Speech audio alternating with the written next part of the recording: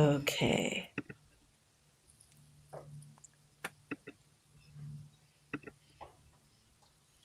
Here we go.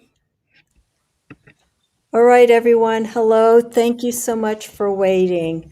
This is Amy, Mystic Rose Tarot, and I'm so thrilled and honored to have Mickie Mueller as my guest to discuss about Mabon and the Wheel of the Year and the energies that go into these different seasons, specifically focus on Mabon. And also, we will not exclude the Southern Hemisphere because they are getting ready to welcome in Ostara, the spring equinox. So we will touch base on that as well. But the primary focus here will be on Mabon and the energies that that come during this time of the season, because everything's waning, everything's slowing down, and sometimes it's an awkward transition. So Mickey's going to be holding the platform during this discussion. She is open to questions, but primarily I'm going to have her just tell us a little bit about her background with her practice. She's an artist and author, as many of you know. So we're just going to delve a little bit into that. I'll have Mickie talk about that, and then we'll slowly move into the traditional aspects of specifically Mabon. And we're also moving into the sign of Libra, but we won't go into that kettle of worms just yet. We'll save that another time. So everyone, please welcome Mickie Mueller. Any questions that you have, put them in capital letters so that we can see them. And then I will highlight any questions that you have so that Mickie can see them. And then if she has any links to share, she'll type them or copy and paste them in the comments. And any questions she will verbally answer. So here we go. Happy Mabon, everyone. I know we're a few days earlier, but this is a wonderful way to start it. So Mickie, go ahead and tell us about your background, your history, and how you got into your practice.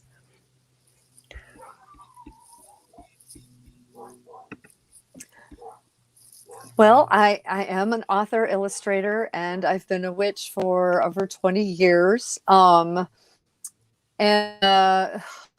started my practice back when I was a newly divorced mom, and I was, working at a restaurant, waiting tables, bartending, all kind of stuff, and just barely making ends meet. And my daughter came home with a book about witchcraft and was interested in it. And this was, something that I wasn't completely unfamiliar with because I've always believed that there's magic in everything.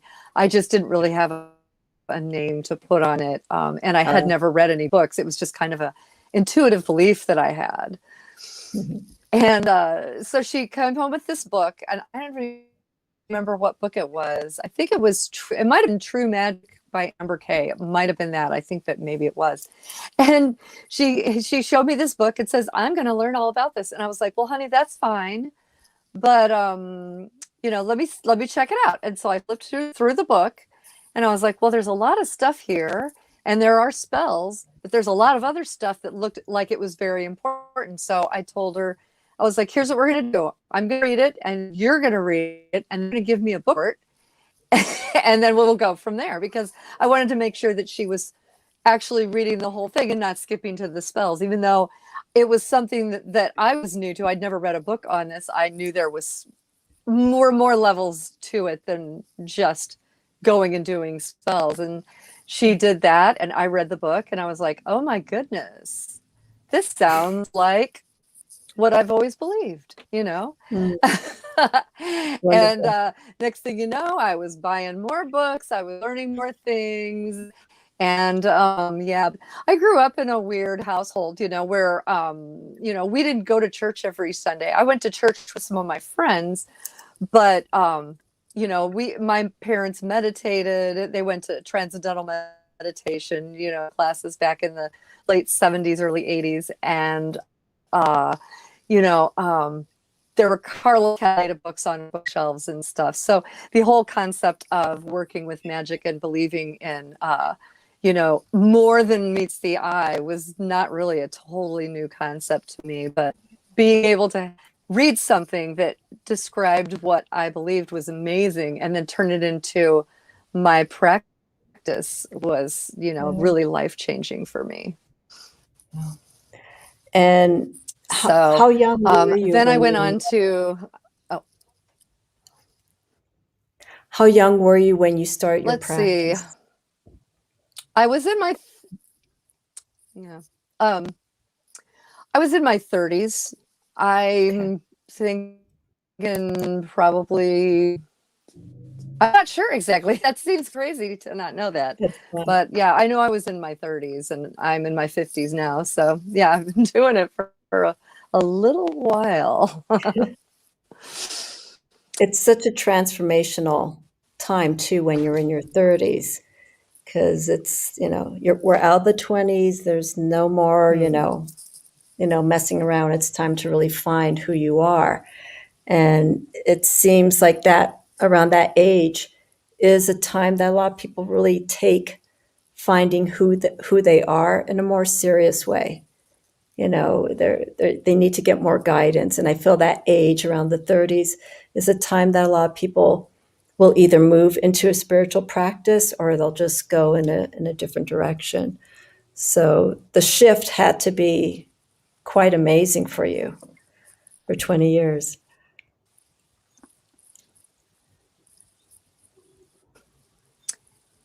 Yeah, it really was. It really was. It was, and I was going through a lot of other life changes, because I had never been supporting my kids on my own. I had never, I had been married for 10 years. And so I was, divorced. I had my own place. I was paying my own bills. And so yeah, it was like everything in my world was changing. So it was actually a really good time to start on a new spiritual path for me.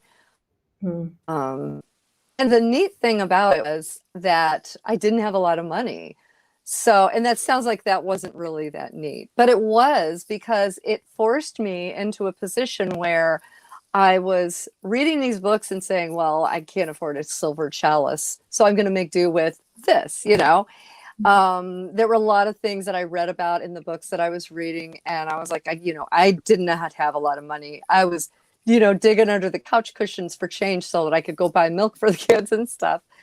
Yeah. So, you know, uh, figuring out ways too, I wanted an altar cloth. I would go to the fabric store and look at the remnants and see what I could get for $1, stuff Yep. like that. So I really learned how to kind of practice a kind of a budget minded and also a practice that worked in whatever I happened to have on hand at the time. And it really stayed with me my whole through the rest of my life. Practice that. Yeah. I mean, that's the beauty of especially having uh, any form of spiritual practice. You don't need to have high-end goods or anything like that. You could just work with what you have. And the beauty, especially with a pagan practice or witchcraft, everything is more or less centered around the four elements. And that's stuff that we could find right outside our door. Tree, water, air, um, fire. There are different sources that we can use to, work with our practice if we want to work with a particular form of element. So it's wonderful. You don't necessarily need books. Books are wonderful guides as well. But if you really need to go to basics, it's just right outside your door.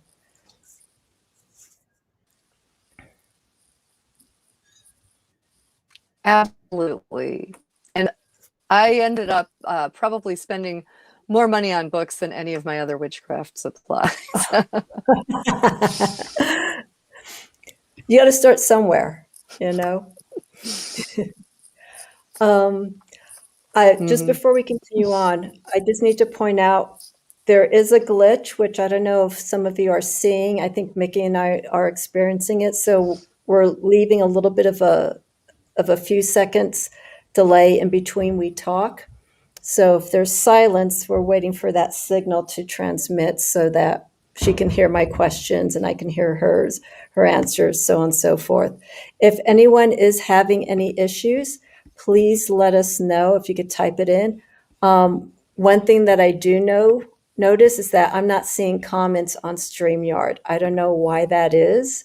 I normally see comments that are linked up through YouTube on here, so I have no idea why I can't see the comments here on StreamYard. So I won't be able to flash the questions. I have no idea why. So if you have any questions, I'm just going to ask everyone, just put them in caps. Just put them in caps, say Mickie, and then whatever your question is, and then we could take it from there. And Mickie will be able to see it.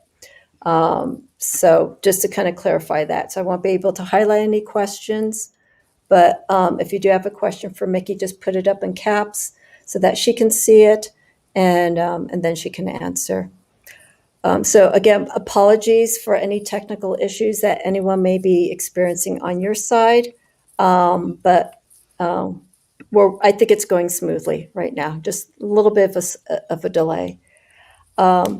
So Mickie, I want to move right into. I know we have some time, but I want to move into the wheel of the year, the seasons. I feel they're very important, regardless if you have a pagan practice, Wicca practice, any practice. I feel it's so important to connect with the different transitions that we go through, even Lunisod, even Imbolc, even those lesser Sabbats. I feel they are all intertwined and they're very important.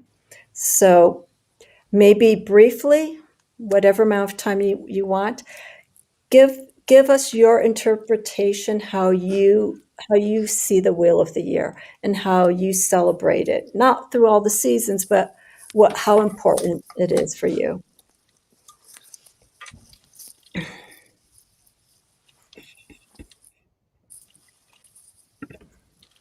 So, yeah, the most important thing about the Wheel of the Year is the fact that it is cyclical. And when we study the Wheel of the Year, work it into our practice, it shows us it's basically a microcosm of the cycle of our whole lives.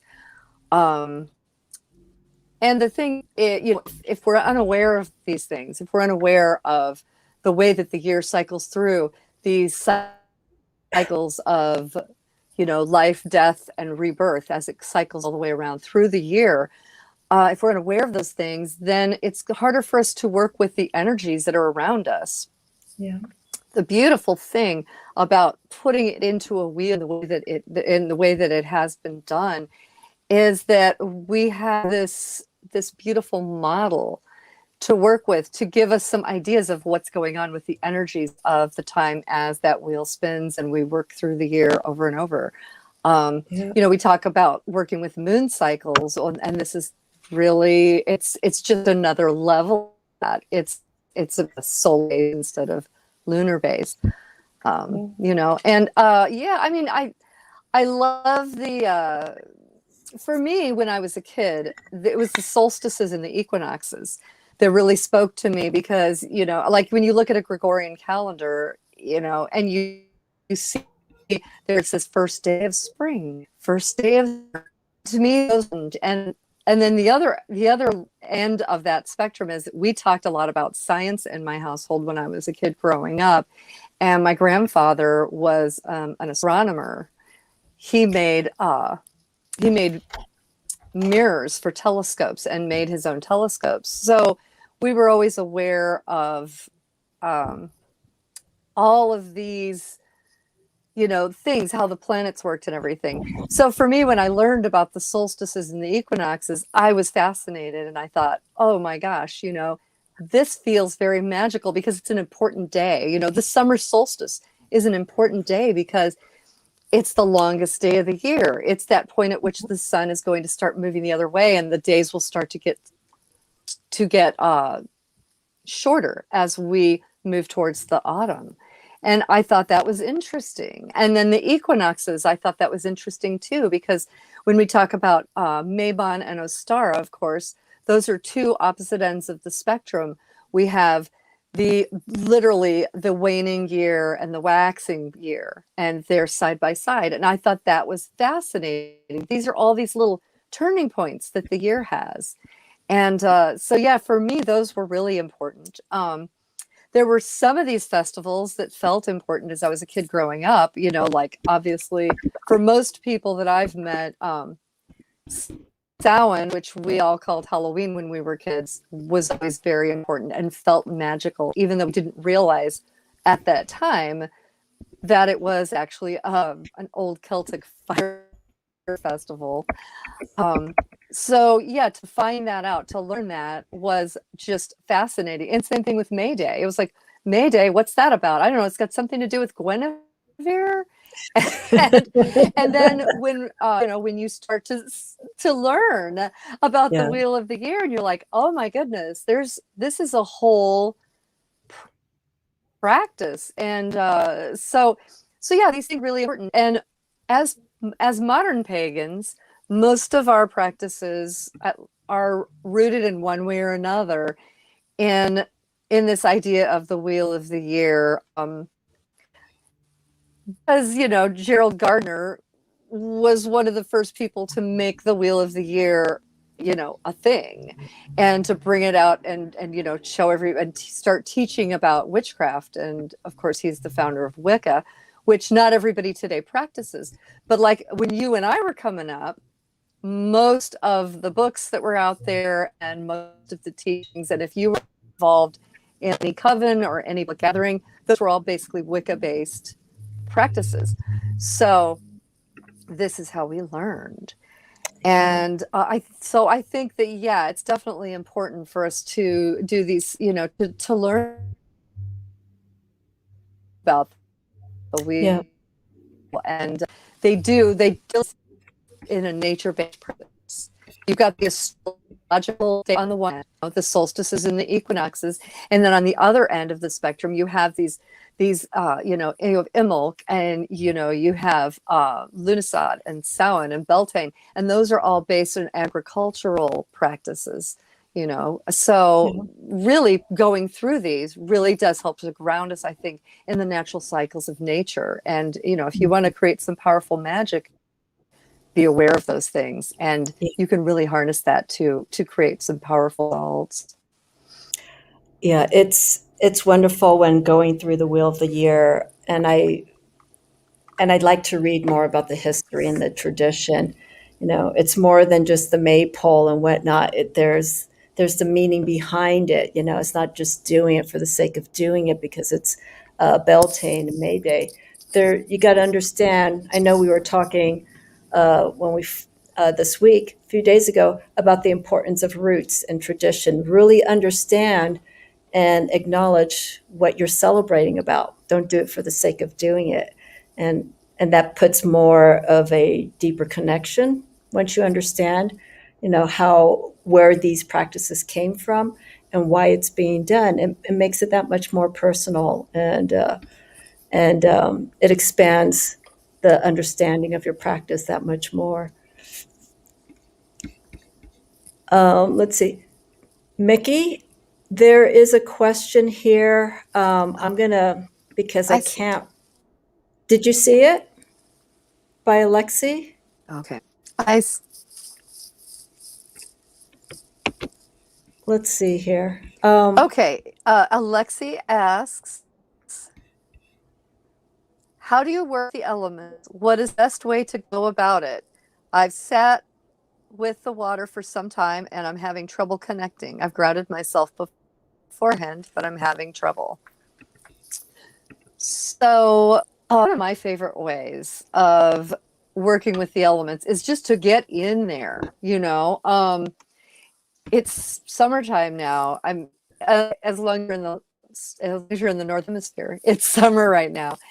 If you can go to, you know, some place with wild water, you know, if you have a river nearby or you're near the ocean, someplace like that, think about going there and just kind of sit literally with water. I mean, it's fine to fill up a bowl, and think about the element of water, but to be there, to see a river rushing or the tides rushing in and out, for me, that it was really a helpful thing to do. But I'll tell you something else Tell that me. you can do to help you work with the elements. And that's my really to is they're all.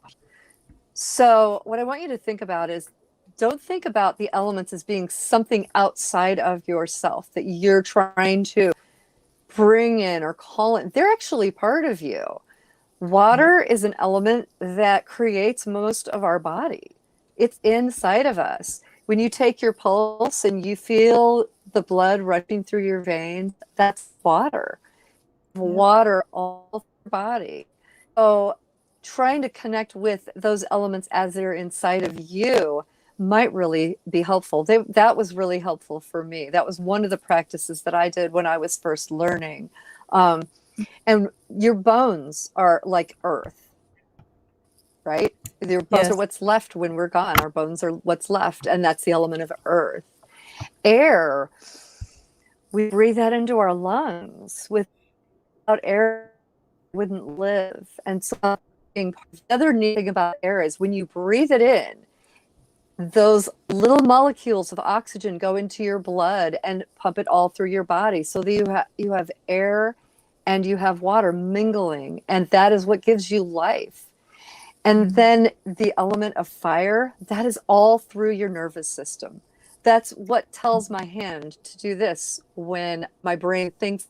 We have fire in our brains. It's what pops the little electrical that goes between the synapses in our brains. So yes, we have those elements all through us. Think about other ways that you recognize the elements in the everyday world that you live in. When you start up your car, there's the element of fire.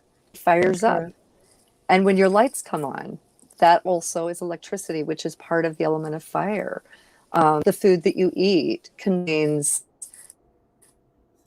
both earth and water sometimes. So think about the ways that you're interacting with the elements every single day, and that might be helpful. Yeah, I say something when I do for tarot readings. I look at the suits, and I think a few other readers do similar. That if a reading is heavy in one form of energy, like there's a lot of wands or there's a lot of fire and maybe not a lot of water and whatnot, you can start seeing where the energy of that question or of that individual is reflected in the reading. And so I can also navigate and say, well, you know what, there's a lot of fire here. There's like either a lot of aggression or a lot of force, and not too much of these elements. Perhaps let's focus on these other elements that aren't, not being used in such a way that can maybe create balance. And I think that's the wonderful thing with the Wheel of the Year, because even though we're in Mabon, we're focusing on these energies. We're trying to balance all four energies in a season that could be maybe more on the I don't know, more on the watery side or more on the fiery side. We acknowledge those elements, but we also want to keep balance of the other three that may not be prominent during that time of the year. Does that make sense?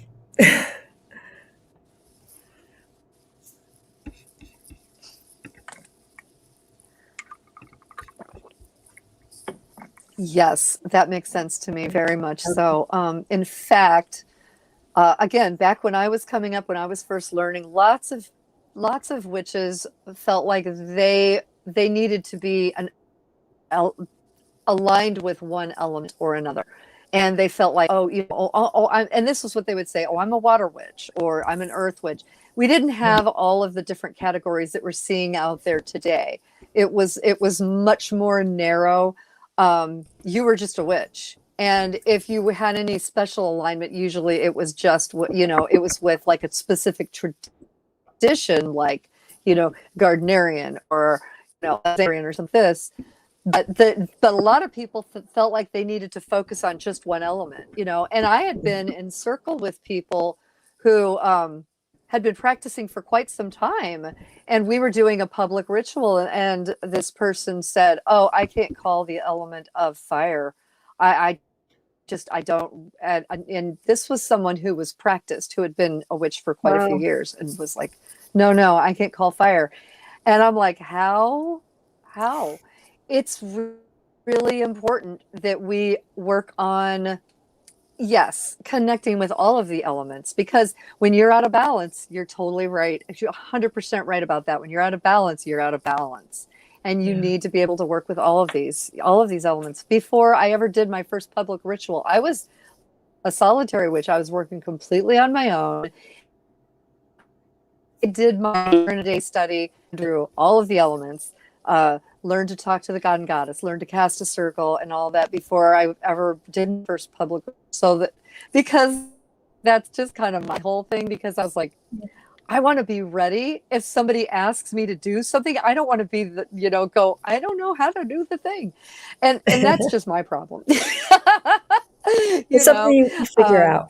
but yeah, exactly. But yeah, I think it's important to learn to work with all of those things. And you're right.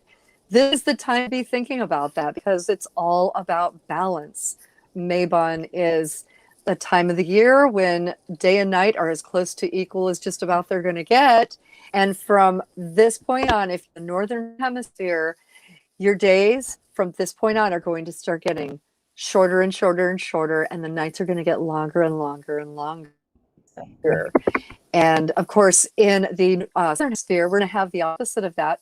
They're celebrating the spring equinox in the southern hemisphere, and they're going to have the opposite effect. From this point on, their days are going to get longer and longer and longer, which means that they're going to be focusing on growth, on thinking about what they want to manifest for the year ahead. They're going to be thinking about, what am I going to plant? What seeds am I going to plant in order to create growth? Where we're in the northern hemisphere here, we're focusing right now on also balance. Balance comes within both of those sabbats, or sabbats, depending on where you're from. And but both of those energies are just the polar opposites, because right now what we're focusing on is things like gratitude for what we've grown over the year, from what we planted back on Ostara. We're focusing on the gratitude for things that are growing in our lives. We're focusing on creating more abundance. We're focusing on community, because again, Yeah. Ostara is kind of that time of the year when we're just kind of coming out of our shell, just like everything else on the planet is coming out of its shell, or at least in our area. And so we've come out of our shell, and we've been out of our shells week times. And so now we're thinking about the community that we've built from that point till now, and thinking about what ways can we help to support that community. So yeah, it's interesting how those two tie together. And I kind of love that we're both celebrating the opposite ends of the wheel at the same time, because I feel like it brings balance to the whole world. When we have Yeah. witches working one end here on the northern hemisphere, and witches working the other end on the upside of the southern hemisphere, that is bringing that energy full circle, and I like the that. whole world becomes the wheel of the year. And that is just remarkable. And I'm getting goosebumps. I never thought of it like that until this very moment. So It's like inspiration of the day, I guess. it's like the it's um it's the wheel of the year convergence in a sense, opposite. We have the spring, like you were saying, Astara, and then we have Mabon, and I love that because also elementally and whatnot, um, all those forces do join together. So that's a beautiful analogy on just opposites, different energy forces. You almost reinforce. So what they're celebrating, we're actually preparing during this time. Mm-hmm. We're until Astara. we're doing our harvest, but then we're also slowly getting ready for our season, spring, while they're doing the opposite, that they start getting ready for fall. I don't know if that makes sense or not. The way I'm visualizing Mm-hmm. this, it's like we're supporting each other through opposite forces and energies. And so there isn't any less or any more. It's right there. And you're pulling something out. You're pulling something out.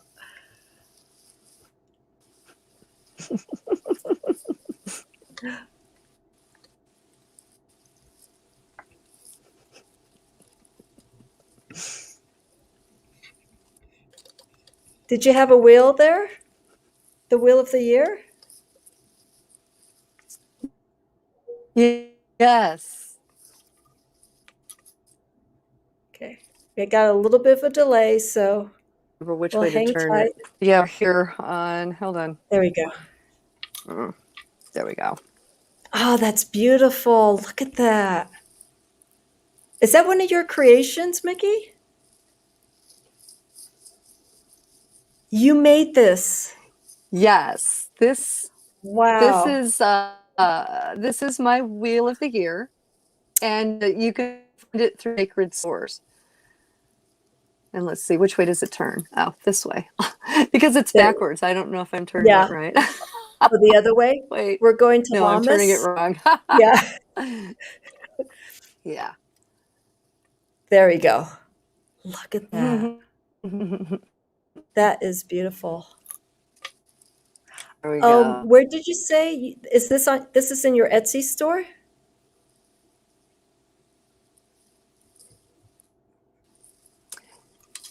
This, here, I'll grab a link. It's available through Sacred Source. I designed it, and they Okay. actually do. Yeah, Wow.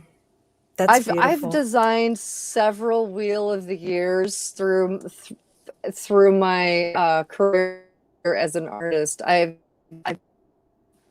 4 or 5. I don't know. Every time I turn around, somebody needs another Wheel of the Year. So I just keep trying to reinvent the wheel, as it were. Yeah. I will try to grab the link. I'm not doing very good here. I'm gonna try to Okay, grab don't worry about the it. link and add it for anybody That interested. is just stunning. We It's could do too it later. much. We could do it Yeah, let's later. do it later. Okay. I love that. Were you gonna show an example So yeah. from the wheel? Oh, for a different, the delay is just like, oh.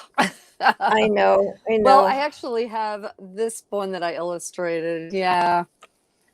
And so here's another example. Oh, wow. Mickie, can you move it forward? Can you move it closer to the screen? Mm-hmm. Let's see. Oh, there we go. Wow. Have you created this as an actual Wheel of the Year, this illustration?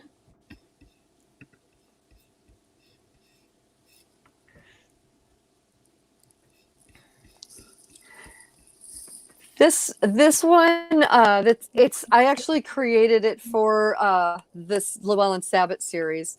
Okay. I never did it as a statuary piece Okay. because I had already I had previously done the other one. It seemed one of that. Okay. Yeah, it's just another one. Okay. It looks beautiful because I if many of you Thank aren't you. familiar with Mickie Mueller's work, you got to go to her shop, her Etsy shop, and just see the plethora of products that she's worked on, prints uh, to uh, to flags, to anything of this nature. She has a wide variety of of products, and her work is just, it's beautiful. So when I saw you put up that wheel, I was just like, wow, that is amazing. It is unbelievable. Um, so here's one thing to throw in, because we started talking about Astara. How how could you recommend for someone who is watching this video as a replay? Um, what would you recommend for someone over in the Southern Hemisphere to approach Astara for their practice? What tools can they bring in? What are some of the attributes that they could bring into their practice for Astara?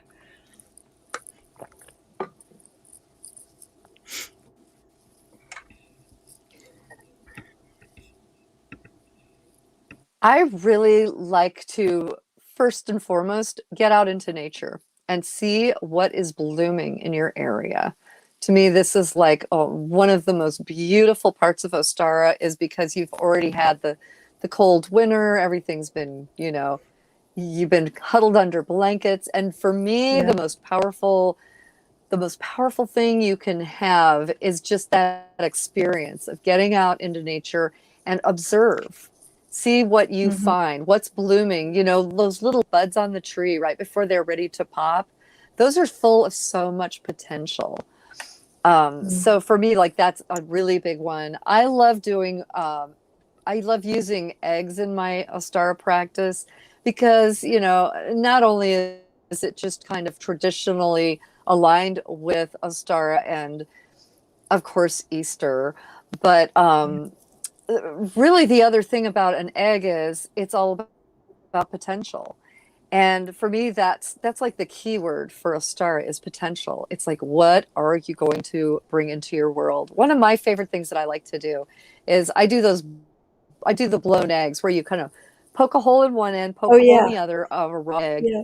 right? And you kind of scramble it with a little toothpick, and then you blow the egg out of the shell, and then you put your petition for what you want to grow in your life inside of that. You could literally write it on a piece of paper and pop it inside of there.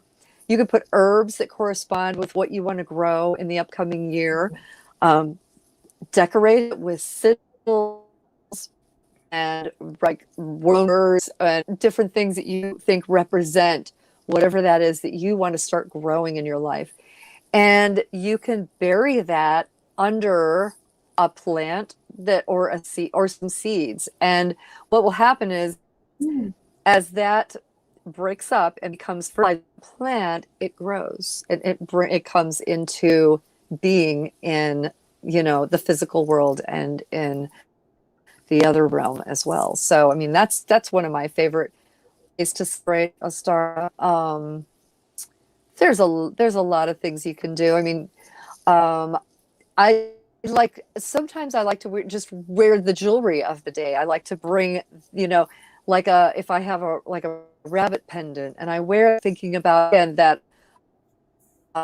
sense of, creation and, Yes. they reproduce like crazy. People in the Southern Hemisphere, you might not want to work with rabbit energy because I know for a fact that they kind of took over in Australia. So there's some places that rabbit energy might not be really what they want. They were kind of an invasive species.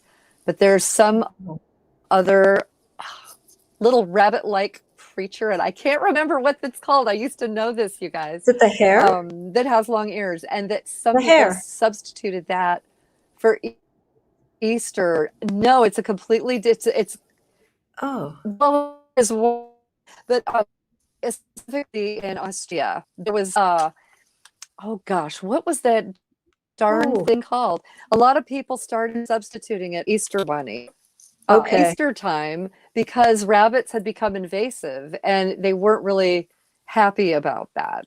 So yeah, and Wow. I can't remember what it's called, but our friends in Oh, Australia probably already know what I'm talking about, I'm sure. okay. Oh, now I I wanna can't for the know. life of me remember what that's called, but yeah, really just working with, yeah, I'm gonna have to look that up. Working with what's in your area, to me, that's like beautiful. Bringing those bring flowers onto your altar too.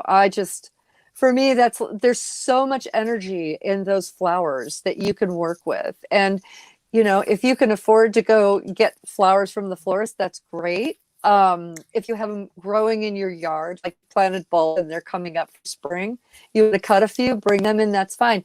If you're in a situation where you don't have any of that, what wildflowers are growing in your area?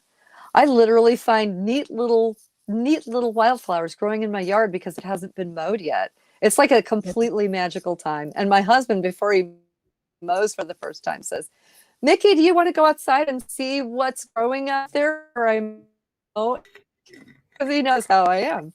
And I'll run out there and see what I can find. And sometimes I'll find a little bulb that I'm like, "Oh, I know what this is." Star of Bethlehem I found in my yard. And I dug it up with a Wow. little spade and I moved it into my garden so that I would have more of it.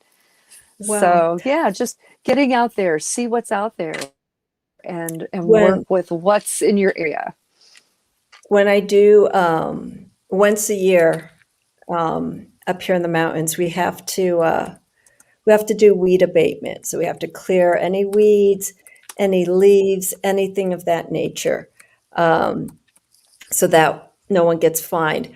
But I noticed, especially the first year that I did this, and I still don't know what they are. They're like these little bluish lavender flowers, where the floral part is white, and then they're surrounded by purple. And I thought they were just so beautiful. But I think they're part of the weed family, so I do have to I do have to remove them. But when they grow like in little patches, they're just beautiful to look at, and the energy just feels really, really nice.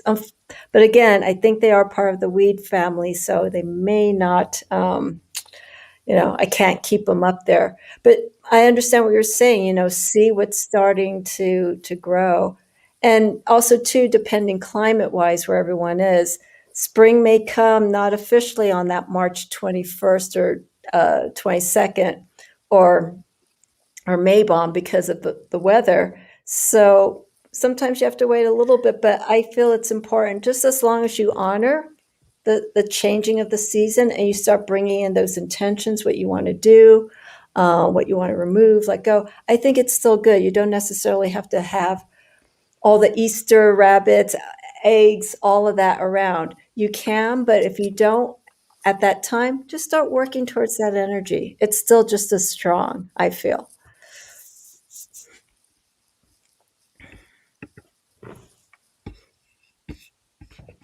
I absolutely agree with that. And yeah, I also think it's important when we're talking about the wheel of the year, for people to realize that, again, like you said, see what's going on in your area, because not everybody's seasons run the same. And for, like, you're in California, am I right?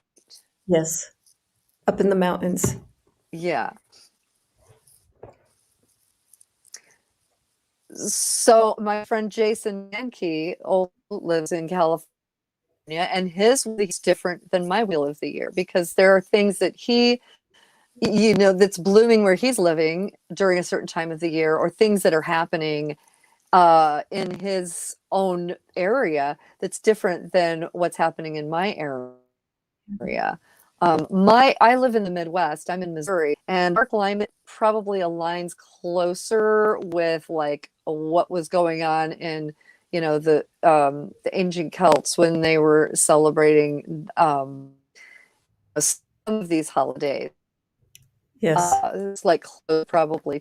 I tend to have been a little bit in a bubble through some of my practice, and like just blissfully unaware, for no reason other than the fact that it just never occurred to me how so many different people are experiencing these seasons in different ways.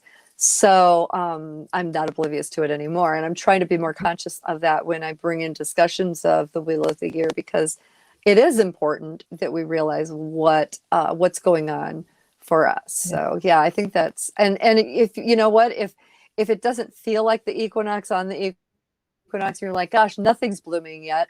I really feel more like it's the equinox, the 20, but the the 30th, or that. If you need to move it a little bit to work better for where you live, that's okay too. Because again, Yeah. it's a wheel, and it's constantly moving and changing and shifting. But I do love the idea of the astrological events, to at least be able to recognize them for the moment of the fact that that's when the sun is shifting. It's pretty cool. But yeah, it could be a season and not just a day. And I a lot of times do it like that too. I get super busy, and for some Sabbats I'm busier than others. So sometimes I like to, when it's my birthday, I want to celebrate all month. Kind of the Yeah. same way for me. Special day when everything shifts. And then it's like leading up to it, I'm having fun decorating. And then afterwards, I'm like, I'm going to keep working with this energy because it's vibing for me. So, there's nothing wrong with that. Yeah. The wheel can be It's very personal for individuals. exactly. I have a question for you, Mickie. Because you mentioned your birthday. So Yes. I don't know if I should even state your sign or whatnot, but for your particular sign, um, I think it falls in bulk. So, do you combine any astrological influences during that time of Imbolc when that wheel of the year has hit that particular Sabbath? Do you combine the energies of astrology um, in relation to that particular Sabbath?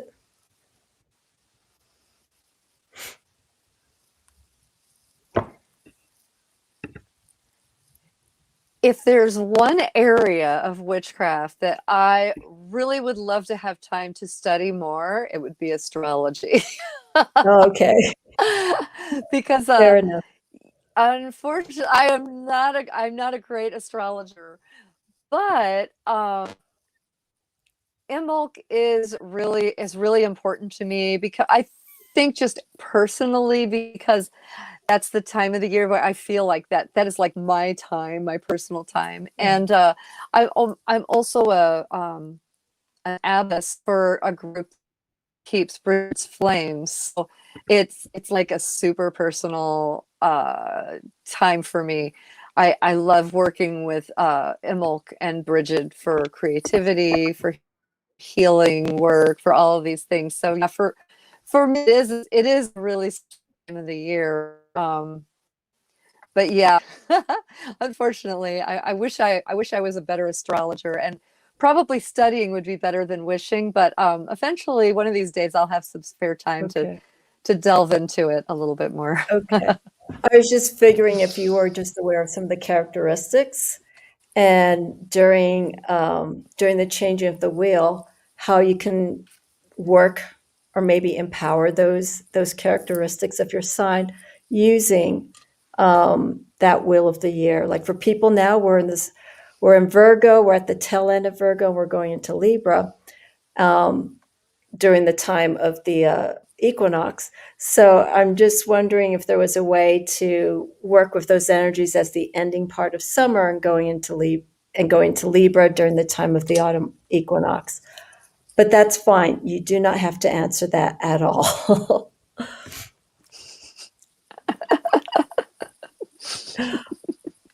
I don't want you to feel like I you're asked my like friend you're who going. really knows that stuff. I have friends that I ask that stuff, or they tell me. But that's what's great about community, right? Is that we Right. have people that we know who are really good at one thing or really good at the other, and we can kind of put it together and kind of help each other out. I was talking with my friend Kim the other day, who was telling me all about this full moon coming up, and because she's really pays very close attention to all of the what do you call it? Like the what do they call Like it? the Astro phases? weather and everything that's Oh, energy coming through, and it's like really tapped. She's really tapped in. Yeah. And she was like, girl, this is the manifesting time right now. She's like, yeah. everything's happening. I'm like, okay. So, and honestly, I believe her, because I've had weird things happen where I was like, how did that work out? But it did. And I feel like I should be playing the lottery right now because I've had some things line up in ways that were just like uncanny. So Wow. I'm letting you guys know. Yeah, Do you know your moon definitely. sign? Apparently, it's really good for manifest here under that full moon. Do you know your moon sign? I I You think think I think it was Taurus. Taurus? Okay. This is what I am. When you find out, let me know. Okay. That's okay. That's okay. Um, there are a few that's fine. There are a few questions here from Reese and Alexi. Um, if you can see those, we'll bring those in because I don't want to lose track of the questions. So let me know what you think about these two particular questions with Reese and Alexi.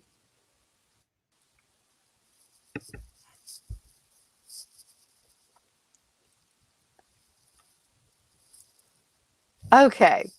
So Reese says, "Ooh, question. I love that. I understand the potency of herbs fade fire over time when using for culinary use. Do you find that this applies metaphysically or energetically? Does the spirit fade?"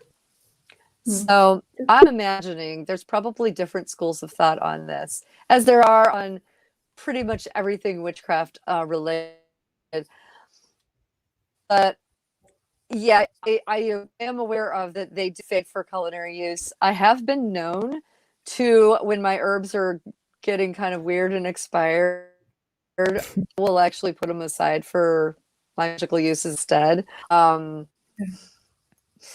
of the things that I do is I will raise the energy of that herb and kind of infuse it back into it, which isn't really going to do much for the flavor.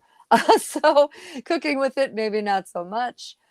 But for me, there's no way that this thrifty girl isn't going to use expired herbs in her witchcraft. So that's a thing known to do.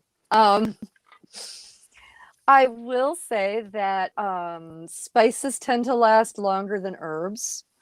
I've also been known to use fresh herbs, and I use them in my cooking whenever I can.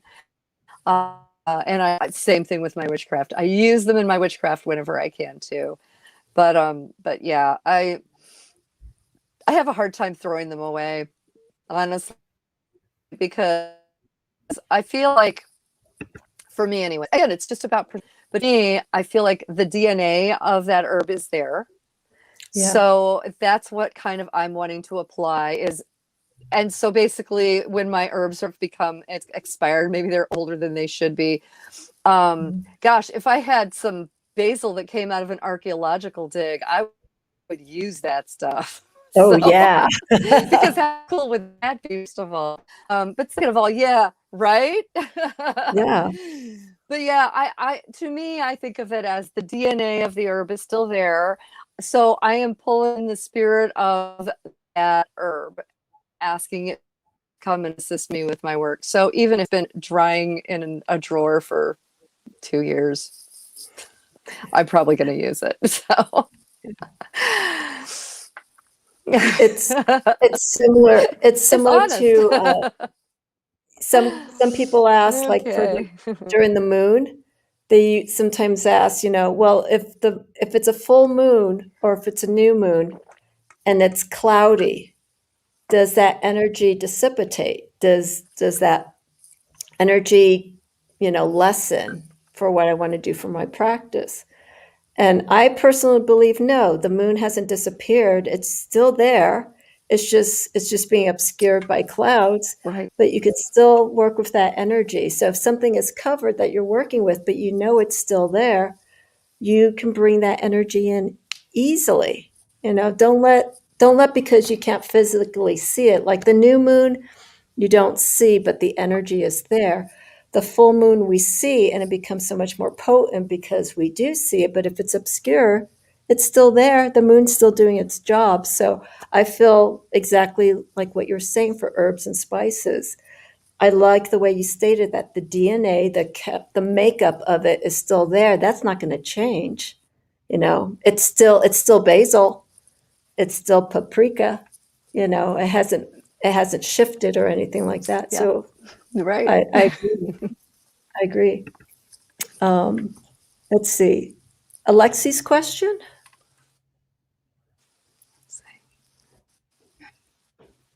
Let's see.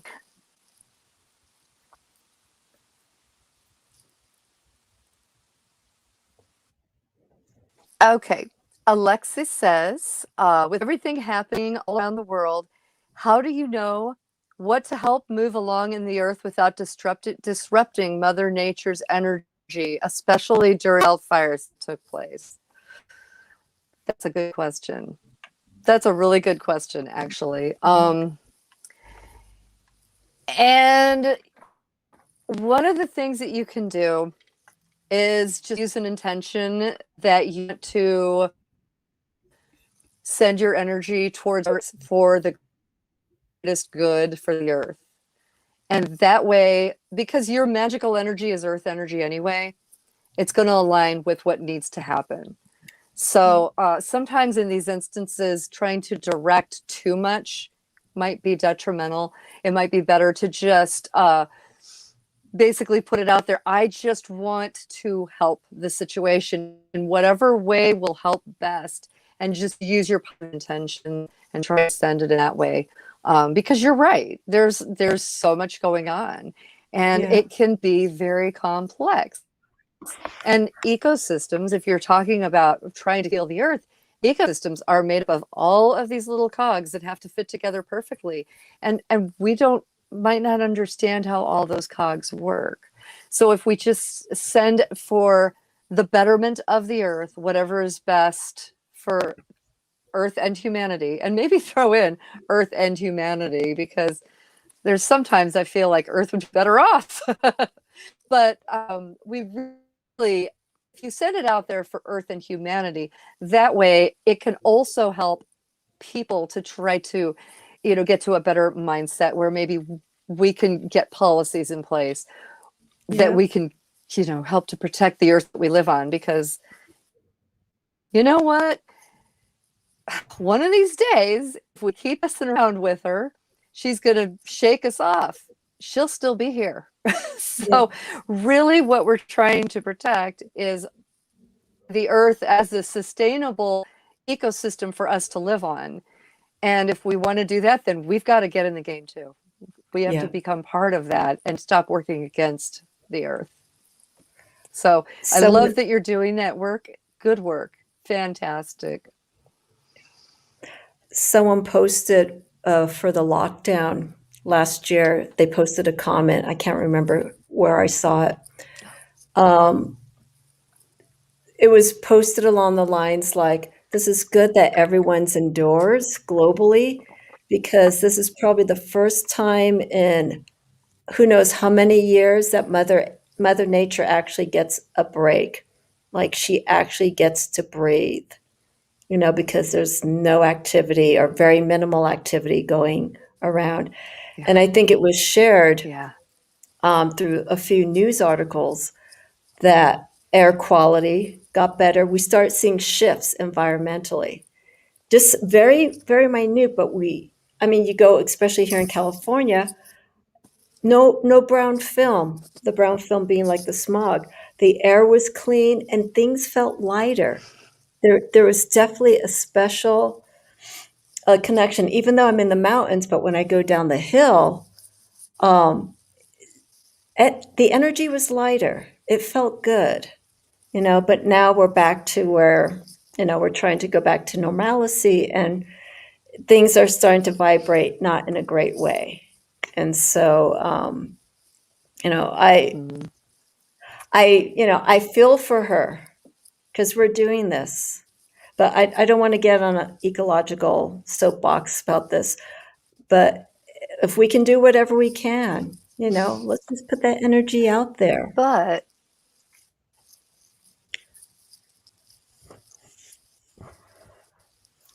it it brings us right back around to balance, to the concept of Mabon and Ostara. It brings us right back around to the concept of balance, because if we can reach a balance with, you know, how much we're bringing into the world versus how much we're taking away from it, things like this. Yes. How many things did we learn during lockdown that can help the earth? I mean, there's a lot of people that I know who are working remotely during the lockdown who would like to do that more, who would like to Yeah. eventually, when this is all over, go down to maybe going into the office once a week. If everybody was able to do that, maybe we could reach that balance. Yeah. And so, yeah, it comes back around to balance. It comes back around to the wheel of the year too, because if we can't if we can't take care of the earth, that wheel isn't going to turn the right way anymore. We're going to see, you know, we've seen changes already. We've seen climate Yeah. changes happening. So yeah, we have to take care of the wheel, which means taking care of our earth. But yeah. So it's interesting how it comes back around to that. And it also is community. And Yes. so what we were talking about, you know, with people being in lockdown and stuff, and community is so hard to find right now. So we're having to find new ways for community. Really kind of, you know, historically, we see a lot of fall festivals, fall gatherings, and so some of them, the autumn equinox, some of them happen, you know, in different times, but all during the season at the very least of autumn. And, you know, this is a great way to celebrate, is to, you know, get out. If you're going to be buying your produce, go to a local fruit and vegetable stand. If you see people selling their vegetables on the side of the road, that's what I would love to have on my autumn equinox table, is something locally grown.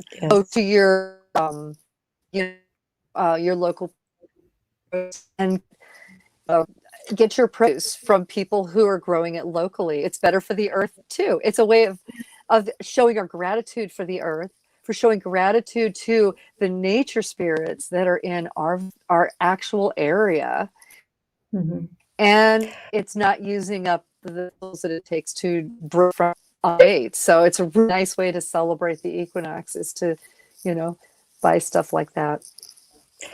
There's, and you've probably seen this too, that there has been during the shutdown, in a sense, was a blessing in disguise for a lot of people because it forced them to change their daily habits, their perspective of things, how they, you know, their activities. And one of the things that, and you've probably seen this again, people started growing their own vegetables, their herbs. They started doing things themselves because when they realized that some of the stuff that they wanted wasn't accessible for families. You know, if you're single, you could probably grow your stuff and you're fine. But when it comes to families, they just said, I got this time. Let's just create a garden and we'll grow squash, we'll grow tomatoes, we'll grow whatever is needed for the family, lettuce, spinach. And I hope people will maintain that. Just because things have opened up, you know, we're still not out of the clear yet. I hope people can still maintain that practice and find that it's fun and it brings the family together. It brings friends together. You know, it connects an individual who does not have friends or family, well, that has friends, but it connects them to the earth. It connects them to that whole process. And so I hope that'll happen, you know. Being self-sustaining, that's the word I was looking for.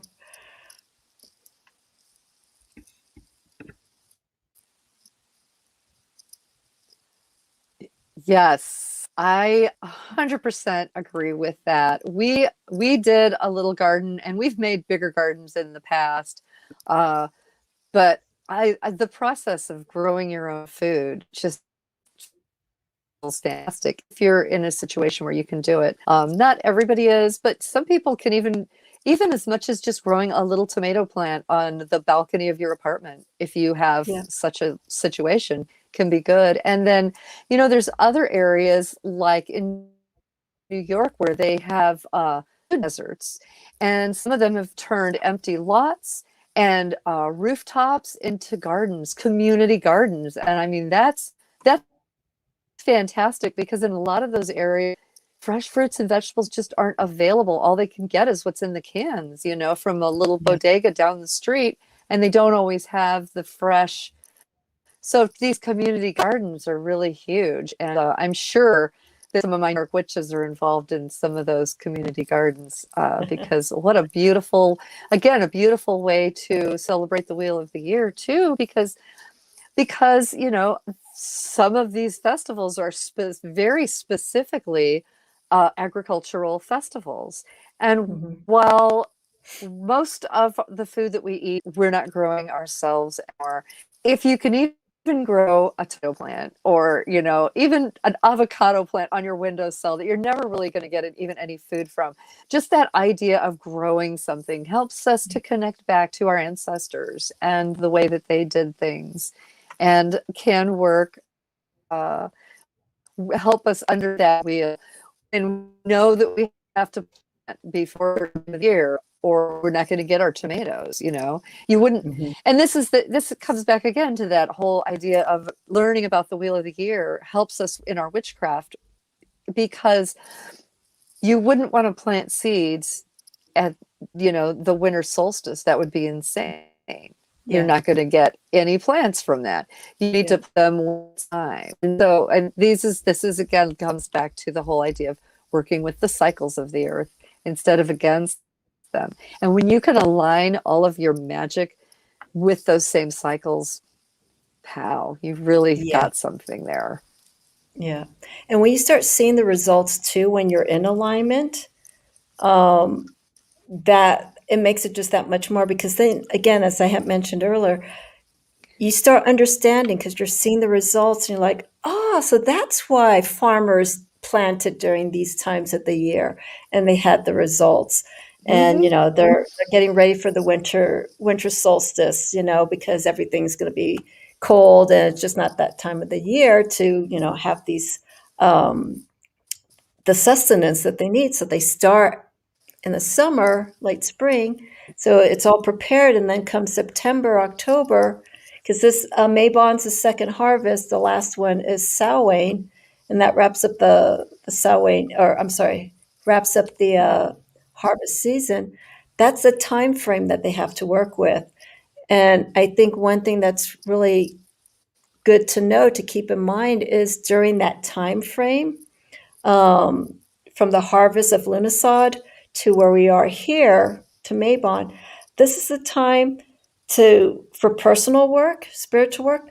You can apply the same concept, harvesting. What has been fulfilled? What have you been seeing the results from? How can you apply this for the next for the solstice? What can you do to prepare when it comes to spring? You start thinking ahead because the seasons are there. They're going to be there every 8 seasons. You can start looking ahead as to what changes that you would like to make, what you need to let go of. As long as you understand the properties and the meanings behind the wheel of the year, that's the form of alignment. You can personally be aligned as well, um, as an individual with your practice, outside of growing, fruits and stuff of that nature, staying in line with the signs, with the astrological signs, incorporating all of those attributes. There's a lot that you could put into it, but as long as you understand, I feel it's really important. As long as you understand Mm-hmm. these energies and hold respect and utilize them properly, you can benefit for the entire year, for the entire wheel of the year. And that's the beauty of it. I love it.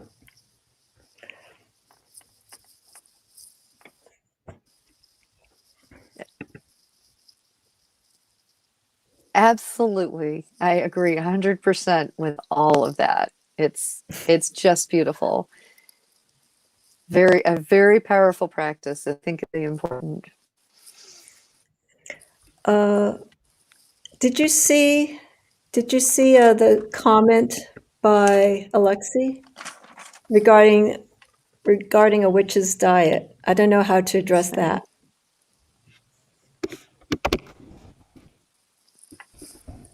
Mm,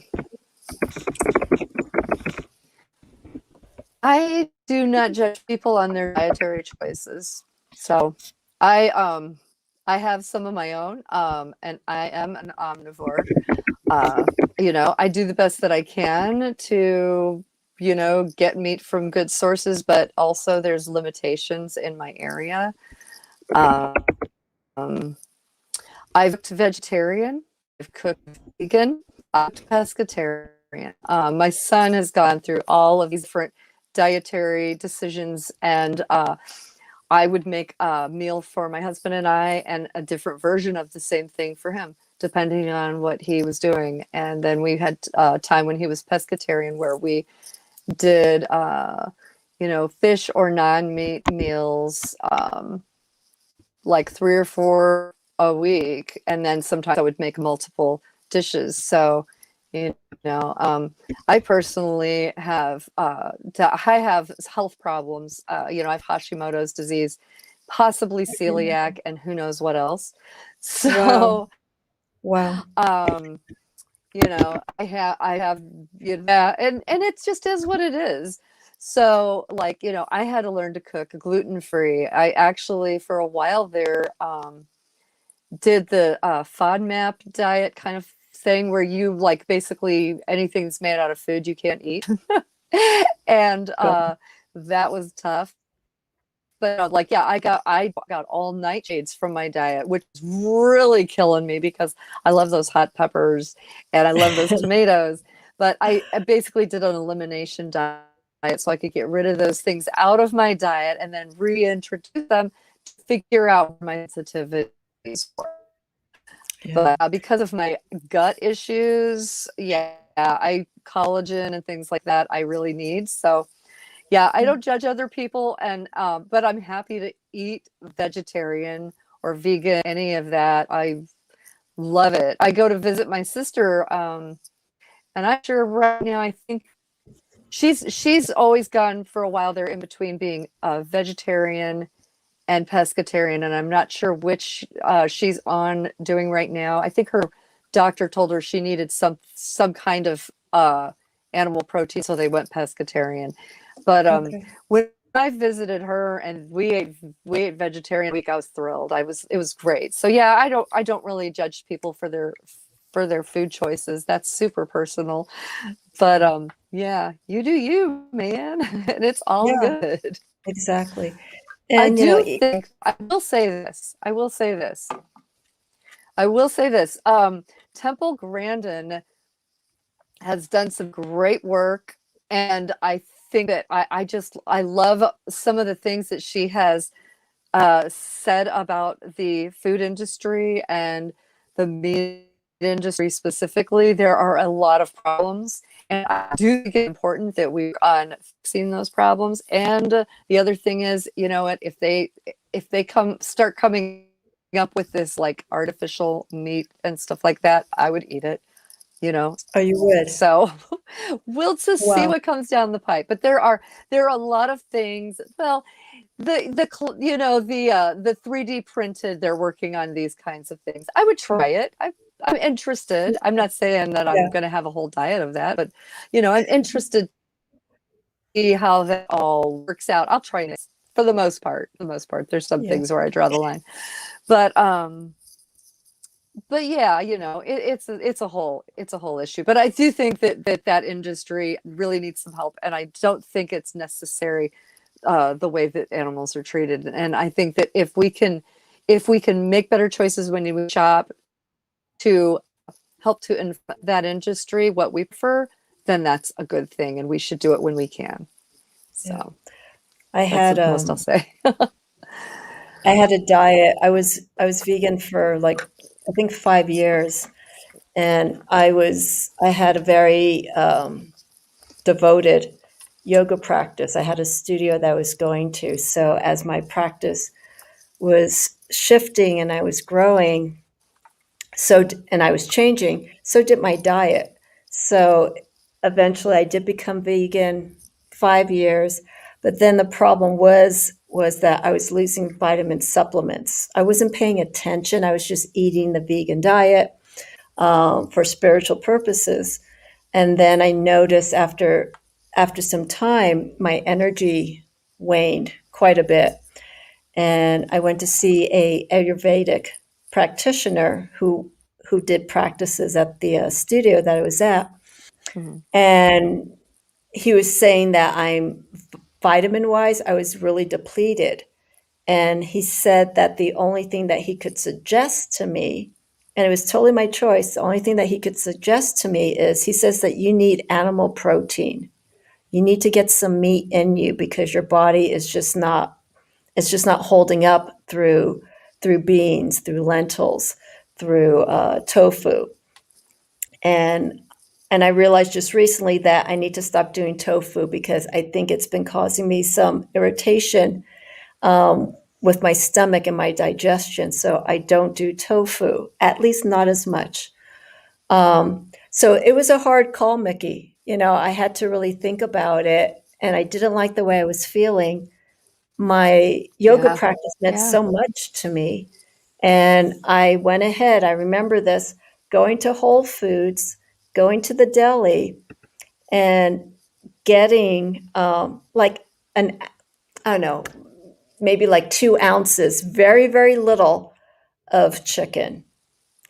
And I had to prepare it that evening, and I was in tears. It's like I didn't like the feel of it, and I was cutting it. I prepared it, Mm. and I ate it, and just very light with some rice, some brown rice, just chicken. And I was concerned how I was going to be feeling the next day. So anyhow, went to sleep, woke up the next day. Funny enough, my stomach wasn't irritated, and I actually felt better.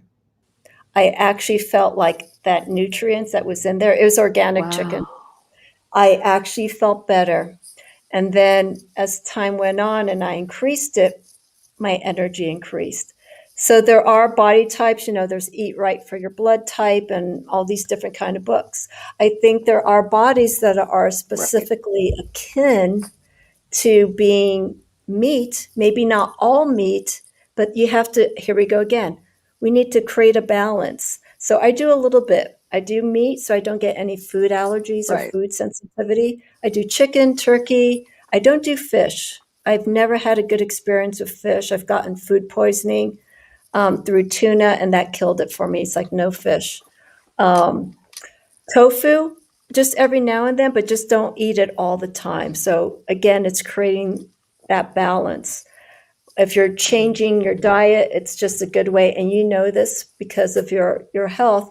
You need to know how to transition in and out of a dietary program so it doesn't shock the system and Right. that you can feel the benefits of it.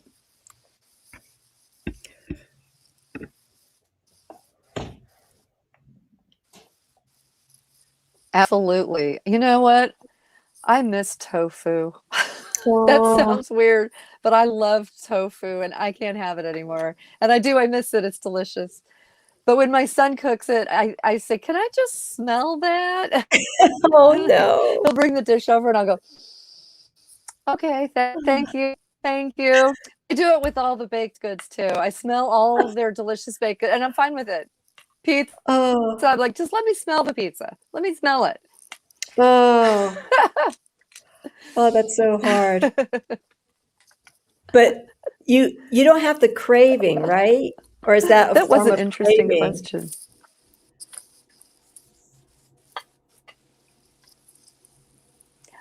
Not for tofu so much, Yeah. unless he's cooking it and I'm right there.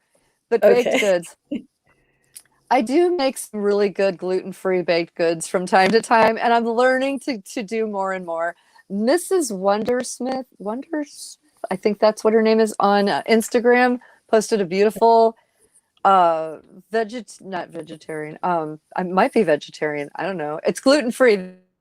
That was she had me at gluten-free Yeah. on Instagram today, and I was like, oh my gosh, it's like purple and it's all natural and it was like purple velvet cake. And I'm like, oh my gosh, I need that in my life. And she said it's gluten free. So I'm like, I'm going to get the recipe. I don't know. I will report back. That's how I became vegan, Mickie. I had a friend took me to a vegan bakery. Sorry to get off topic, everyone, but this will just be just a little delicious moment for Mickie and I and everyone to hear. Um, he took me to a bakery when I went up to Seattle, long, long time ago, and he went vegan. And he was just like, he goes, "I want to take you to this bakery. I think it was called the World Bakery, and it's all vegan.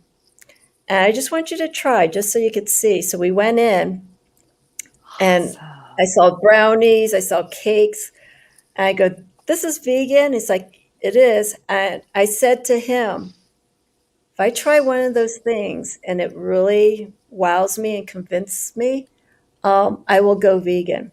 So I had like a brownie or something. It didn't even taste what I would think it would taste. It was wonderful. And if you can win me at the bakery goods for that kind of diet, then I was set. So I did it for 5 years, but Mm-hmm. unfortunately, I didn't take the vitamin supplements and all that. And so I stopped. But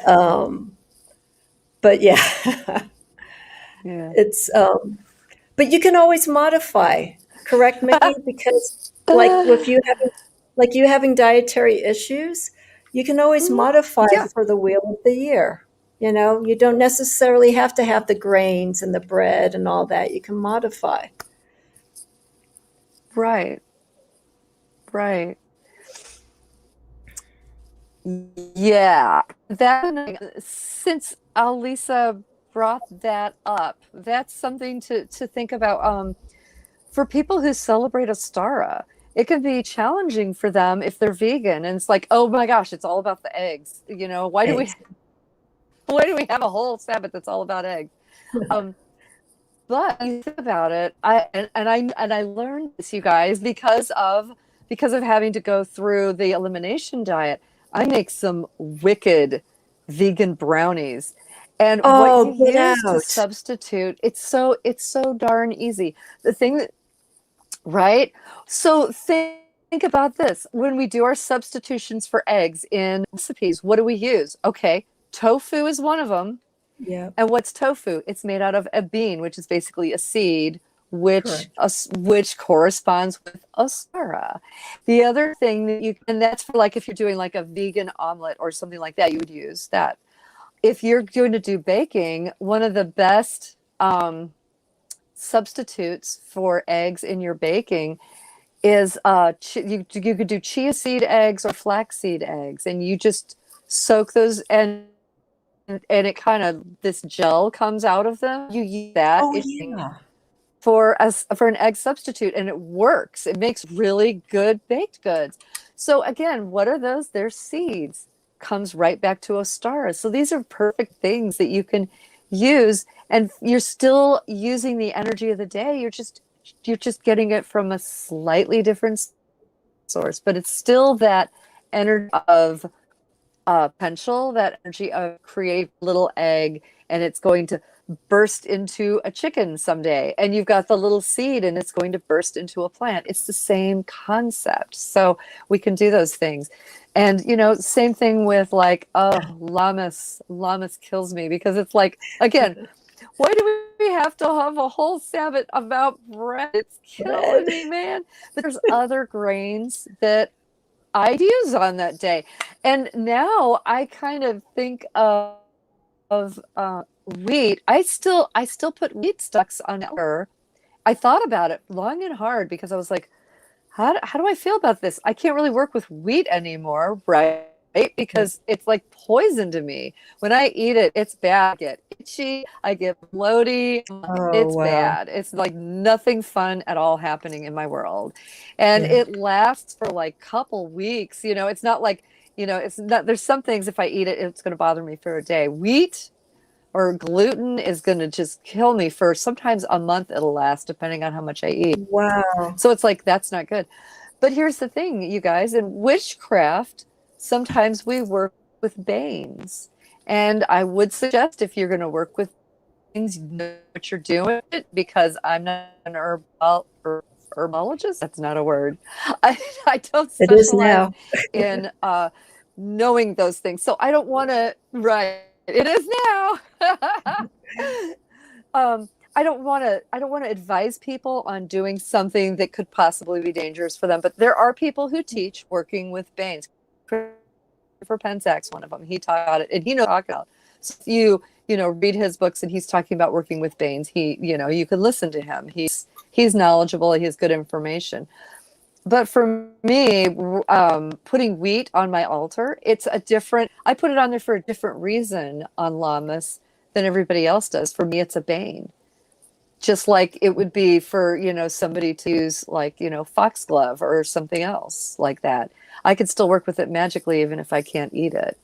I can still, have the energy of it, and I'm just not to consume it. So yeah, there's all these different, we can make that wheel work for us, because we're all individuals. We're all kind of making our way in this world and trying to make our magic suit us. And so, yeah, we can think about those things in all different ways.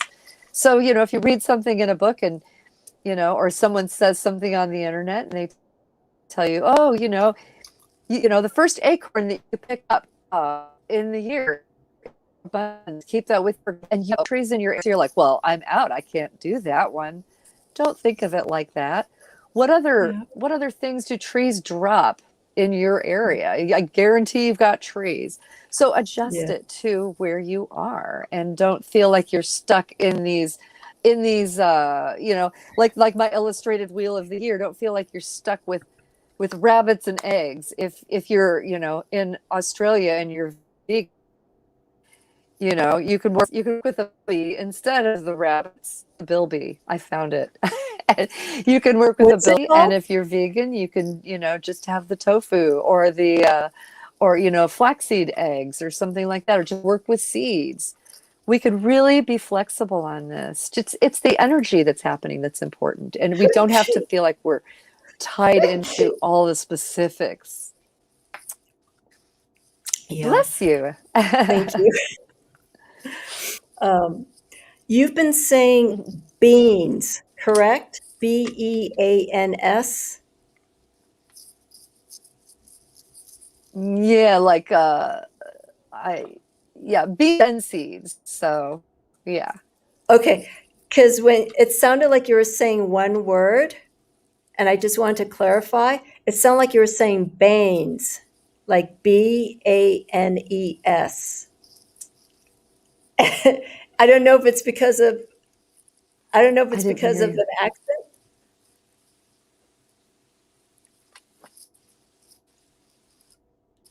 Let's see. I do have Midwestern accent, so Okay. I didn't always have it. I used to live in Albuquerque, but when I moved here, little by little, it crept in. But you're saying beans, correct? Beans.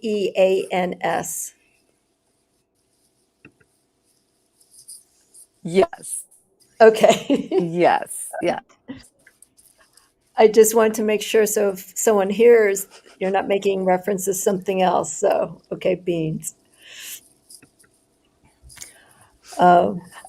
So we covered quite a bit. We covered the dietary aspects. We'll go back a little bit. We covered the dietary aspects of the wheel of the year, how it can easily be modified. You don't have to necessarily stick to what you see in the recipe of books, because a lot of these books, especially traditional ones, they go straight for wheat. They go straight to, for bread, all those sources that come from earth that people have sensitivity towards. Some people do.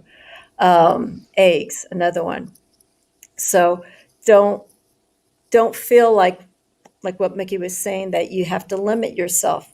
Don't find an excuse out, because you could still honor these changes that take place in so many ways. Go to craft stores, and even funner is just create the stuff yourself. Make it your own.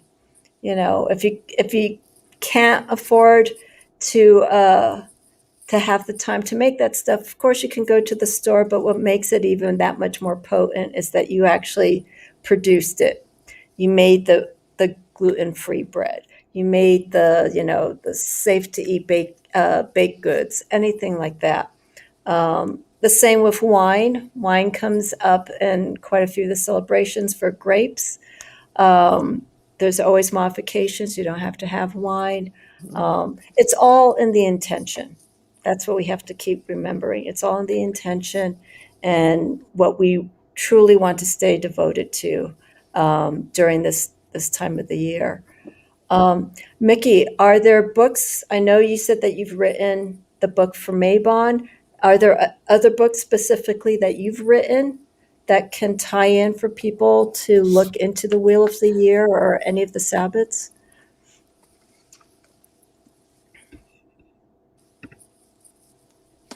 Well, wait a minute.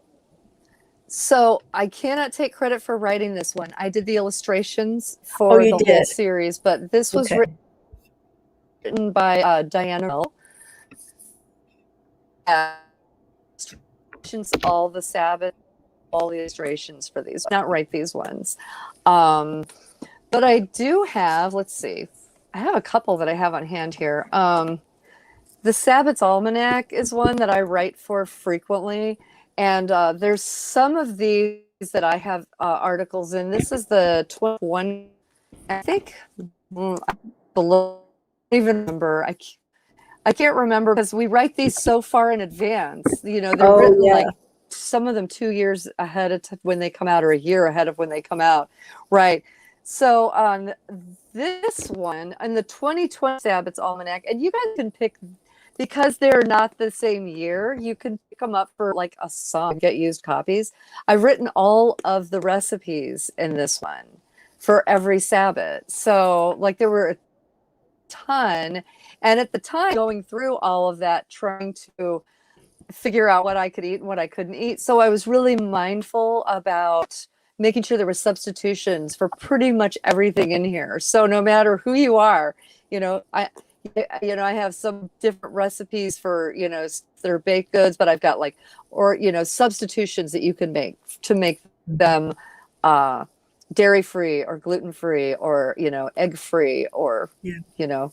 vegetarian and vegan for most of the recipes. There's a few that there's not really substitutes for, but even like my chili, I have, version you can Nice. chili with, meat substitutes and stuff like that. So that's one. And this is the 2019 Sabbats Almanac. And in this one, I love this one. I was super proud of it because I came up with the idea of doing portable magic. Ooh. So, and there's a whole series, and there's articles for every Sabbat. For all 8 Sabbats, I wrote a section in here called Portable Magic. And it's basically, what can you do on the go for the Sabbat? Because it's like this year, what does it fall on, like a Tuesday or something? It's a And there's, Wednesday. you know, it's a Wednesday. Okay, see, bad witch. I don't. But so, so not good. So, the idea is that, like, whenever I was involved with covens, we always did our gatherings on the closest weekend. So, like, if Mhm. Mabon was falling on a Wednesday, we might plan it for the following Saturday. We might plan it for like Friday or Saturday before. Yeah. And everybody that I know usually just celebrates it that way. But I was like, I like to do the thing on the day sometimes too. I like to just have that little bit of recognizing that there's a little shift there. The wheel has turned, even if I'm not doing the big ritual today. The wheel's turned. What can I do to make the day special? And so I have ideas in the 2019 almanac that tell you all about things that you could do on the day. Ideas for like spells that you can take in your pocket, spells that you can do on your lunch break, a little recipe that you can enchant your tea in the morning, a specific kind of tea that corresponds that Sabbath, and you can bring it with you and you drink it, and it just fills you with the enchantment of that Sabbat. So I have all of these ideas, the colors that you can wear and different things that you can do on the day that are really easy for busy people who are just don't have enough time to, we don't get to stop in the middle of life like our ancestors did. For Lughnasadh used to be a huge festival. Everybody stopped working and they partied for like, I don't know, a week straight, and they had gay. It was like a big thing. Well, nobody does it Yeah. anymore. Our boss isn't going to let us off work for that. Probably. So these are ways that you can celebrate, in little ways, and bring the magic of the day with you, because we're modern witches living in the modern world. So those are kind of fun. I haven't written any books on Sabbats. I write a book, Llewellyn's Book of Halloween, which is about Halloween, but it's also about Samhain. And I think of those as two different holidays that dovetail together. So, so people think of them as the same holiday, and that's okay too. I'm not here to tell people how to do it, but I do like to share my experiences, just how I kind of do it. But if you're gonna, even for people who are just celebrating Halloween, you can't really celebrate Halloween properly unless you're aware of where it came from. Exactly. So it's, it came from Samhain. So yeah, it's full of, and while it is a Halloween book, it's written by a witch. So are there spells in there? Yes, there are spells in there. There's divination stuff in there. There's recipes, of course. Those ones are not altered as much as the other one, because that iron health stuff happened. And I was not thinking, but this is how we learn, right? This is how we learn. But exactly. Yeah, I mean, it's a pretty cool little book, and it's talk a lot about the Sabbath of Samhain as well as Halloween. Can this be ordered directly? And then I also have some stuff over on my channel too. Okay. Can this be ordered directly through you, through Etsy, or does it have to go through Llewellyn?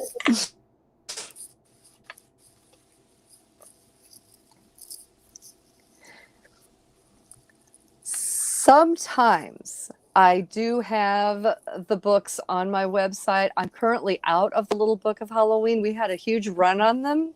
I'm not mad at that. But we ordered a case thinking this will hold us for a while. And no, it did not. So I actually, I need to order some more from them. I'm going to order another case. So we'll have those in soon. But, if you really want to get it quickly, you can order it from Llewellyn, or you can get it from Amazon or Barnes & Noble or Books A Million. I don't know. Those places. Your major books. And I will say, check out your local bookstores, because that's how we keep them going. Pop in if there's one that you visit a lot, or that maybe you're just shopping online from them now because of reasons. Buying these books from your local booksellers can really help them out, and they need the help right now too. So if you're in a position to do so and you can wait, that's a nice way to support the community, because these are the people who will tell you where your pagan festivals are. They're going to tell you where you can get a good psychic reading, where you can get a good tarot reading if you don't know somebody. So they're out there supporting us, so we need to support them too. Yeah, of course. And that's why I mentioned if it was available in your Etsy shop, but it sounds like it will be once the order comes in. And I just want to promote, because it's always great to go directly to the source. I mean, Llewellyn's is a global known company, but if we can always go directly to the author, if the books are available, ideally that's nice, because then the money goes directly to you for the support. Yes. I want to so appreciated. Yes, for any artist, even though we see a lot of artists busy, so on and so forth and whatnot, that's a primary source of income. So if you can support, if it's possible, because there's some authors or some deck creators that basically they don't have the means of selling the books through their site, so that you have to go through Amazon or you have to go through these other sources. They lose, the creators lose a percentage. So, but buy the book anyhow. The money still goes to the creator. Some percentage of it does go to them. So you're still showing the support. I want to ask one other question, and then I think I'm gonna wrap it up. I don't think I'm gonna do my reading because it's been so glitchy. So I think I'm gonna, and anyone who's watching or everyone who's watching, I will probably just have to record my reading and then just post in the next few days because it's so glitchy right now. I think it's gonna be annoying for me to continue and do this reading. So I'll do it separate. So my apologies, everyone who may have been wanting to hear about the reading, but let me do this separate so it moves and flows easily without any hiccups or anything. What I want to ask you, Mickie, is, and I hear different perspectives. How do you feel about the thinning of the veil? The timing of it. Some people say that it's right around the time of the autumn equinox. Some people say it's just a few days before. What is your perspective about the thinning of the veil? How do you feel about that?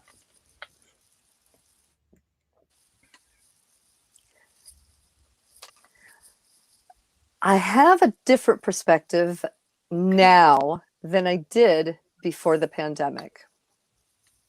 And here's the reason why, you guys. I used to think, that I mostly, for me anyway, I would sense it happening right around the beginning of October and kind of moving into that area. That's when I would start to notice. But that said, last year, like around this time, girl, that veil was like thin. And, Wow. it was having, all the protests were happening. I felt it big time. I mean, I don't know if anybody else felt it, but I felt it. And I talked to other witches who do a lot of psychic work, and they agreed with me that they were like, oh, it's crazy thing right now. And so my new perspective is that I think it changes. I think it's kind of like, almost like the aurora borealis, where sometimes it's flaring up and you can really see it. Sometimes it's minimal and it kind of comes back in. And I think that it's clear to that. And that's how I'm visualizing it in my brain. I don't mean literally. Yeah. I am not a clairvoyant person. I do get messages sometimes from spirit, but I had an experience last year, right around this time of the year, and it was crazy, crazy, crazy. I was talking to someone on Etsy, one of my Etsy customers, and we literally just talking back and forth in conversations about product for her. And I started getting her sun coming through, and it was like, what is even happening? Because that's not a thing that I do. I don't channel people who've crossed over usually. If I do, it's like my grandpa or somebody like that, or my ancestors. But for just a person that I've never met to come through like that, I was like, holy smokes. It was nuts. I was like, wow, I can't believe this is happening. So yeah, it was really thin. And she laughed and, oh, that's just so him. It was really cool, because she has these experiences with him a lot. But when I reached out to other people, because I did have that happen, and this is the great thing about having a community, you guys, is you can reach out to other people and bounce stuff off of them and say, have you noticed this is happening? Have you noticed that happening? Have you had these similar experiences? And the people that actually confirmed for me that they were also noticing big time that it was all happening. And he was, it's interesting because he was a guy who was very much interested in working for social justice and caring about other people's rights and all of these things. was very much interested in these things were important to him. So the fact that it came through during the time that it did, she goes, he's very busy right now and he's very involved. And I was like, it was really cool. It was a really unique experience. And I haven't had anything that strong since then, but I was happy that it happened.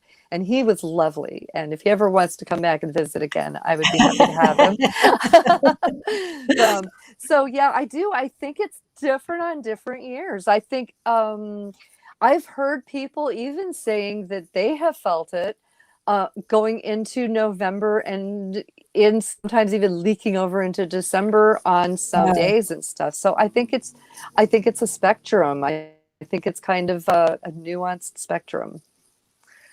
That's just my personal opinion, but Wow. for whatever it's worth, there it is. That's incredible. That's really incredible. I remember doing a reading live here on YouTube about a year ago, and I got a question, and I did a reading. I did the reading for the person, but somehow the energy shifted. It wasn't during this time of the year. I think it was maybe springtime. And I was doing this reading, and I just felt overwhelmed. I just like emotionally felt overwhelmed. And as I was doing the interpretation, I was like, please take care of yourself. I just started, like, I was holding it back. I was fighting from, crying. But this energy wasn't directed at her. It was just the emotions that I was feeling. It had nothing to do with her question. And so I was like, just take care of yourself. And then I stopped and I said, I'm sorry, everyone. I just need a minute. I breathed in, exhaled, went through the readings, and I had someone else who was reading with me. I had another tarot reader with me. We were doing tandem readings, and we finished the live reading, and I told her, I don't know what happened, but at some point I got welled up with emotions, like I was feeling loss. And the person that I was reading alongside with, the other reader, she confided to me that, what was it? Her daughter's, I think, grandma had just passed away, and she was feeling extremely sad. And so I was just wondering if I was channeling through this tarot reader what she was feeling based on her daughter. I didn't know that there was a loss in the family. And so she confided to me about that. And it didn't freak me out, but it was very overwhelming. It's like, why could I have possibly channeled in someone else's energy of someone who passed away? And I didn't like it. And so I had to take a moment and just really think about, even through, this was online, the person wasn't sitting there, but, I really had to take a moment, similar to what you're saying. It's like, is that energy that strong? Mm-hmm. Could that energy be transferred over, the internet? It was just so, it was so bizarre. And it frightened me a little bit, but it's just like, I just have to be more cognizant. I have to be more aware, maybe be a little bit more protective with my energy. It just surprised me. Mm-hmm. Like you were saying, Mm-hmm. you picked up this energy while having this conversation online with your customer.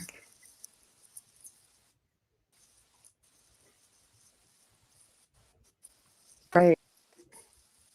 It's really interesting.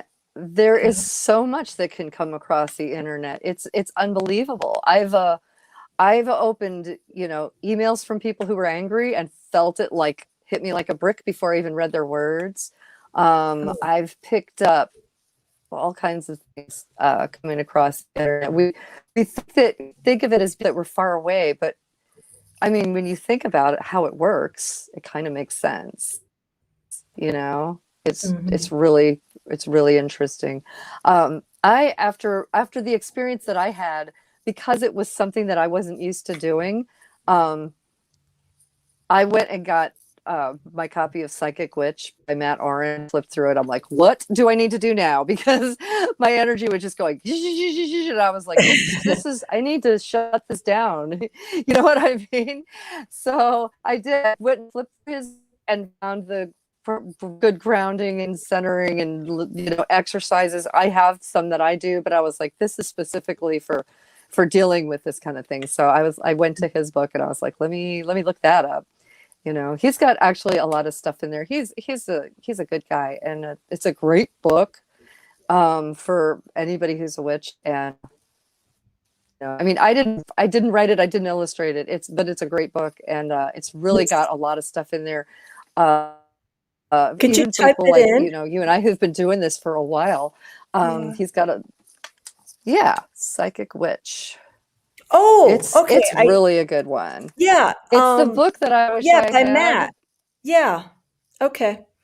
Because of the glitch, By Matt, I couldn't hear. yeah. Yeah. Oh, okay. Yeah. Yeah, if you go ahead and type it Psychic in. Witch by Matt Oren. And yeah, that one, that's the book I wish I had when I started practicing witchcraft. Honestly, it's a great, but yeah, he's got lots of stuff in there about how to deal with the energies when they're coming in, and we're like, what the heck is going on? So, yeah, that's like my go-to. I actually loaned it to a friend of mine. I just got it back, and I want to kind of go through it again. It's good because it's nice to have those sources to know that, you know, it can be more than holding a stone or whatnot. You can actually manifest this energy, you know, put a protective shield around it, around yourself, so that that doesn't happen, so you don't feel it. You sound like you're empathic. Yeah. Would you say that you are an empath? Yeah. Yeah. Yeah, I am. I pick Okay. stuff up, and it's don't always get like in verbal or something like that, but yeah, I definitely I do I do pick stuff up. Sometimes I'm shut down on purpose, and I don't think that because like I can't even with the stuff, so I shut it down on purpose. But yeah, if I'm in a mellow mood, I'm usually going to pick stuff up. I know Alexi pointed this out. She asked, how do you feel about mirrors? And then I think we'll wrap it up here.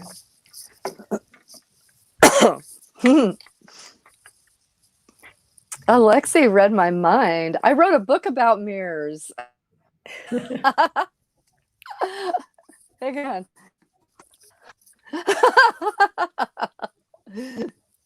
The Witch's Mirror. This is all about working with mirrors and mirror magic. So I love mirrors. I love working with mirrors. They're amazing. Yeah, mirrors can hold a lot of energy. Mirrors are really great to work with magically because they're super easy to program with an intention. And mirrors are really easy to clear energy out of too. I actually just did an Instagram reel about how to clear energy out of a mirror. If you have a mirror that's, you know, kind of creeping you out, or it's got a weird vibe, or somebody gave it to you. The other reason to want to clear a mirror is if you know, you just haven't cleansed your house in a while, and you feel like you're a little crossed up, and you decide, oh, you know, I need to clear my house out. And some people will do it with sage. Some people will use, you know, form of energy clearing. I like to do lemon uncrossing and stuff like that. Or they'll use bells, different things, whatever your method is. When you're clearing the energy out of your house, make sure you get those mirrors cleared out too. Excuse me.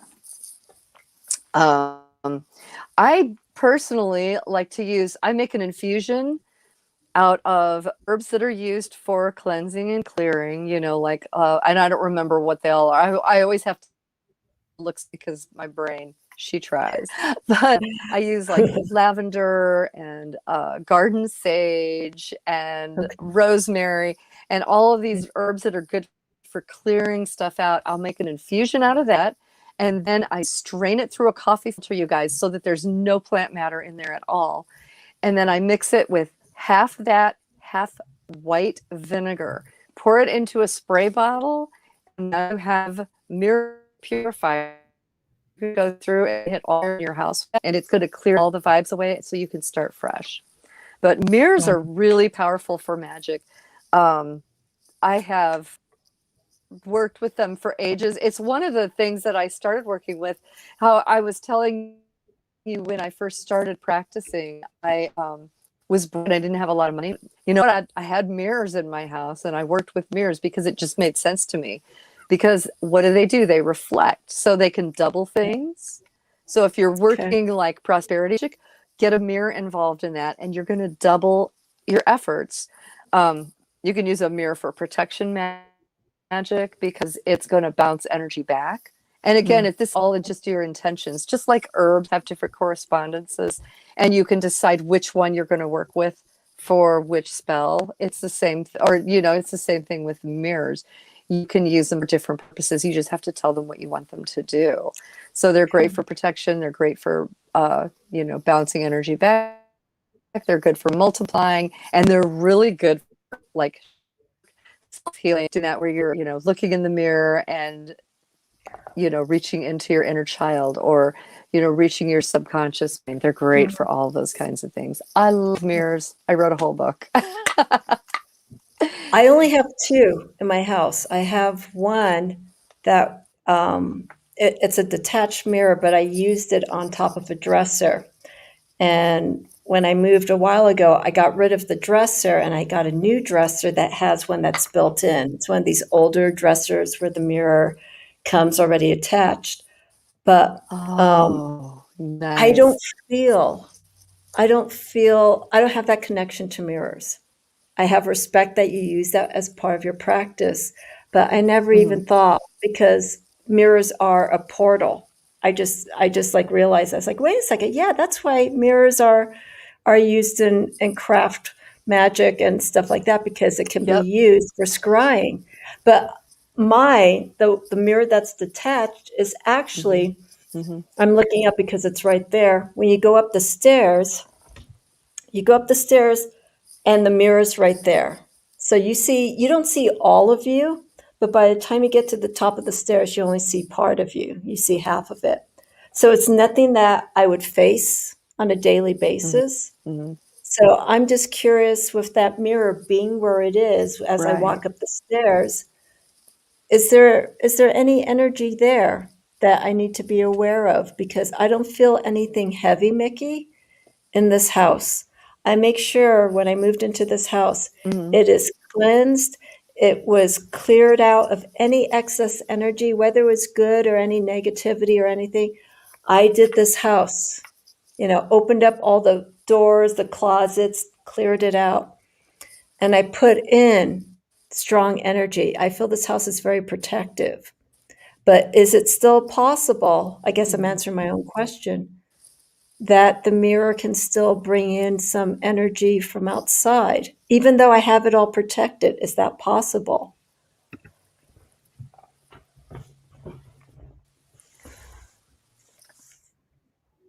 Really not. I'm concerned because it's a reflection of you. It's a reflection of your home. So I've got mirrors in my home that I haven't, I've got one up here in my studio that came off of one of my ancestors' farms. It's a really old mirror. My mother gave it me when I was working on this book. And I cleansed it when I got it, and that was the last time I even worried with it. I don't worry about it at all. So, it's in your home. You're not feeling anything bad. I wouldn't be concerned about it. There's a lot of superstitions that revolve around mirrors, but I feel like as most of those superstitions are coming from people who aren't really working with magic, people like you and I who are aware of our energies, who are paying attention. If there's a problem with it, we would know. So I really wouldn't be super concerned about it. Not all mirrors are going to cause you problems, and that's it's more of a superstition than it is real magic or witchcraft oriented. Uh, Okay. Witches aren't afraid of the dark either, right? Because we know that we can light that torch and we can look and see what's there. So we're Yeah. not afraid of the dark because there's stars there. And it's the same thing with a mirror. Unless you have a mirror that you feel magic, a mirror in and as of itself isn't necessarily going to cause problems. There's not spirits zipping in and out of this mirror, and I'm sure there aren't any zipping in and out of your mirrors either. So Yeah. I honestly worry about it. We're at a point where energy in your house gets weird, and then Hmm. you cleanse your house and you cleanse your mirror, but because you're in your house, you're like standing in your power and in charge of your space. That mirror is part of your staff. Yeah. I mean, and also, if I you think. look right behind, I'm going to tilt. I have the cross besoms um, right behind me, which is my table where I work. And then I have besoms over my fireplace. I have owls. So that's what I'm saying. I put this kind of forces in here just so that they know don't mess, don't mess. And I have a stag, the head of the stag, right at the entry of the door for for protection in that realm. So Oh, it's cool. I feel it's good. I I don't love feel when I that. first moved in it was a little Yeah. weird, but it's like let me put my mojo into it, do what I can, put Hmm. me into this house, make whatever's here know that this is where I am. If you start something with me, we're going to have some Yeah. issues, but there hasn't been any issues whatsoever. Right. Um, I don't want to hold you up much more, Mickey. I know we can go on for quite a few hours. Did you see any of Alexi's comments that you would like to touch upon? And then we could start closing it out. And anyone else who's watching, if you have any last Yeah, questions, let's see. Hang just on. let Mickey know. And then we're gonna wind it up because it's getting a little late on her side of the world. So, what do you think? Anything you want to comment on that Alexi Let's stated? see. Um, Alexi's not into mirrors. That's okay. That's okay. Um, but it says mirrors collect the residue. If you're walking up, it collects what's behind. But what is behind for you is nothing but good. So you don't really have to worry about it. And then she also says,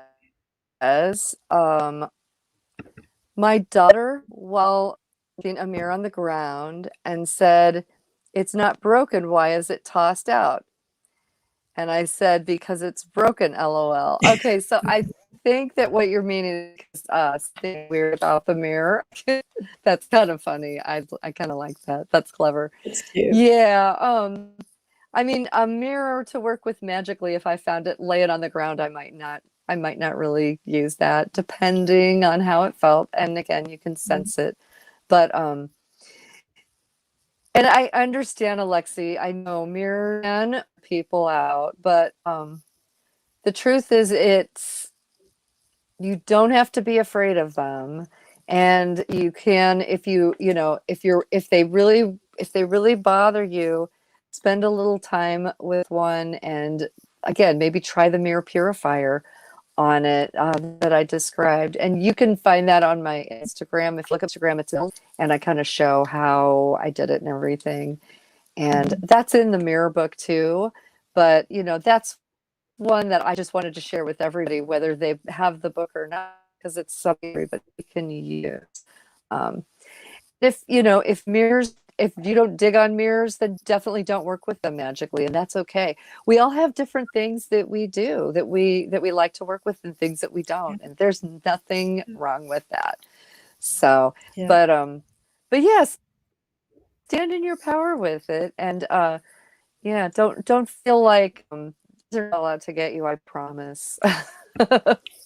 But I do understand that there are a lot of superstitions involved with them, and they can make us feel weird. Just like some people are freaked out about spiders, then I wouldn't suggest that they go put spider webs around their candle, because they're not that as bad. So yeah, just make your practice yours, and there's nothing wrong with that. It's that's what this is all about. It's personalizing it and, taking what works best for you, what empowers you. Um, I wanted to state, I don't know if you have a copy, a printout copy. Um, for those who are watching, I put up a link twice, a PDF that Mickie was very kind enough to share for those who are watching. Um, it's a sigil. There we go. Maybe just briefly do a quick explanation as to how to work with this for those who are watching, and then we'll end it on that note. Sure. Yeah.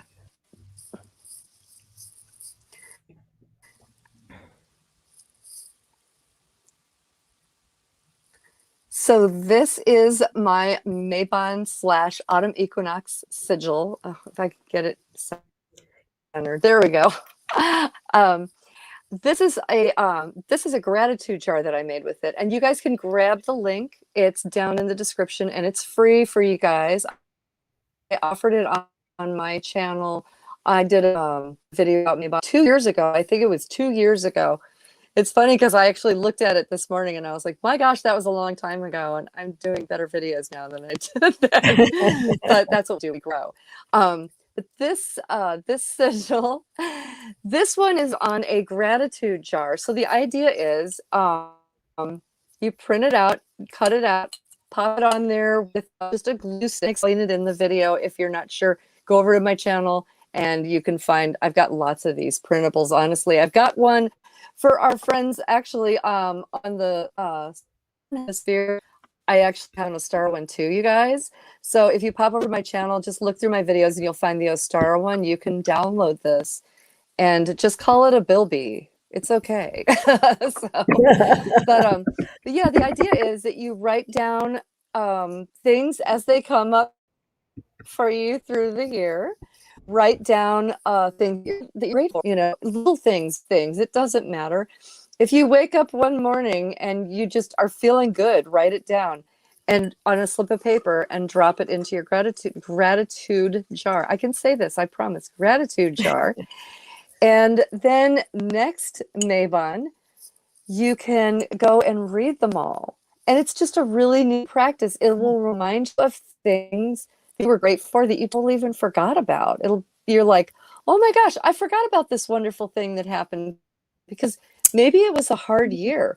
Maybe a lot of things going on, but there's always something that you're grateful for. And if you remember to write it down, when you look back on your year, you're like, holy cow, I had more good things happen than I really realized. It's a beautiful magic practice. And the important thing about gratitude, you guys, is this. If you want to work prosperity magic, if you want abundance in your life, work at gratitude, because it's the universe know, I want more of this. If you're focusing on it, that's the direction you're going to go in. If you're focusing on the things that you don't have, that's the direction you're going to go in. So focus on your gratitude. I love this. And I've got 2 sizes so that you could cut this out and put it on a big jar candle if you get like the big fancy jar candles, and pop it on your altar if you want, just to have it on your Autumn Equinox altar. You can, and there's a smaller one too, so you can make a smaller candle like this one. You can do whatever you want with it. If you want to put it in your book of shadows, you can do that too. All I ask is that you don't put it on stuff and then sell it on Etsy, because that's my gig. Yeah, it's free for personal use. So I just want you guys to have something nice for your altar. It's an experience that we get to share kind of back and forth that way. I love to give something to you guys, and then when you're using it, then it kind of gives something to me too, because it makes me feel good to be able to help you in your practice as well. So yeah, grab it and just see if you could come up with some neat ways to use it. If you decide that you're going to use it on a gratitude jar or put it on your altar and you're sharing your altar, and everybody, if you do, I'd love it if you tag me because I'd love to see your pictures. Yeah. It's fun for me. Yeah. I enjoy that. That's beautiful. And also you can color it because it's black and white, so you can put in the colors that you want. So that works perfectly. Is it? Oh, yeah, it is. I think it is. No, because I saw the coloring. It's like, oh, I think she colored that in, for example. So that works out. Yeah. Any last questions, anyone? And yes, I think you hit it right there on the nail. Let me point out to Nancy. Thank you, Mickie and Amy. This has been great. Mickie, I love the mirror and mirror book. So it sounds like she has the book. You see right there? Aw.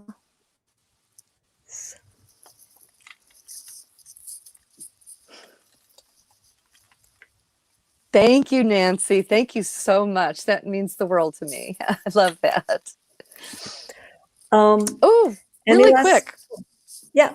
In case anybody doesn't know. Get it.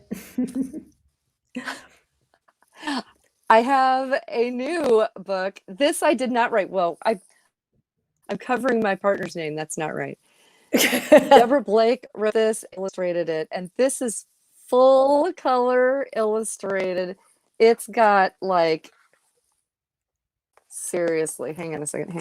Ah, You got it. Hold on. How do I do this? Okay. The other way, yeah. There we go. Can you move it in closer, Mickie? Can you put it right up to the screen? It's like, yeah, there we go. There. There we go. Wow. Yeah. It's very vibrant. This is, there we go. Full color. And for those who don't know, Deborah Blake is the creator of the Everyday Witch Tarot and Everyday Witch Oracle.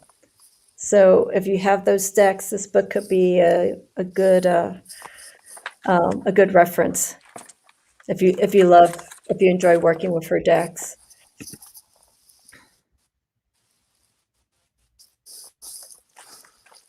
Yeah. So yeah, it's fully illustrated, and there's space in there for you to write your own stuff. So this book is personalizable. Oh my gosh, I'm making up more words, you guys. This is me at my best or my worst, depending. But yeah, you completely personalize it, make it your own. You can add your own notes, you can add your own drawings, and we highly encourage that. Here's the thing though, you guys, it's not out. It's supposed to be out, but it got delayed because of the pandemic. But the box, the big crate of them is in the Llewellyn warehouse now. So they will be starting to ship out. Deborah copied either. So it's coming down the pipe like really soon. So that's like my newest, latest and greatest thing by project. So yeah, keep an eye out for that one. Excellent. And that's pretty much all I have. So you're up to date with your projects. Anything else that you may be working on? Or for now, we just focus on that latest release?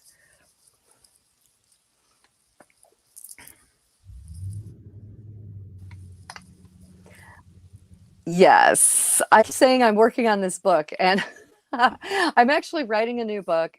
It's all about my practice, and it's really about making magic with what you have on hand. And I'm working on it being something that's going to be of equal use to experienced witches as it is to new witches. I'm really excited about it. I think it's going to be a cool project.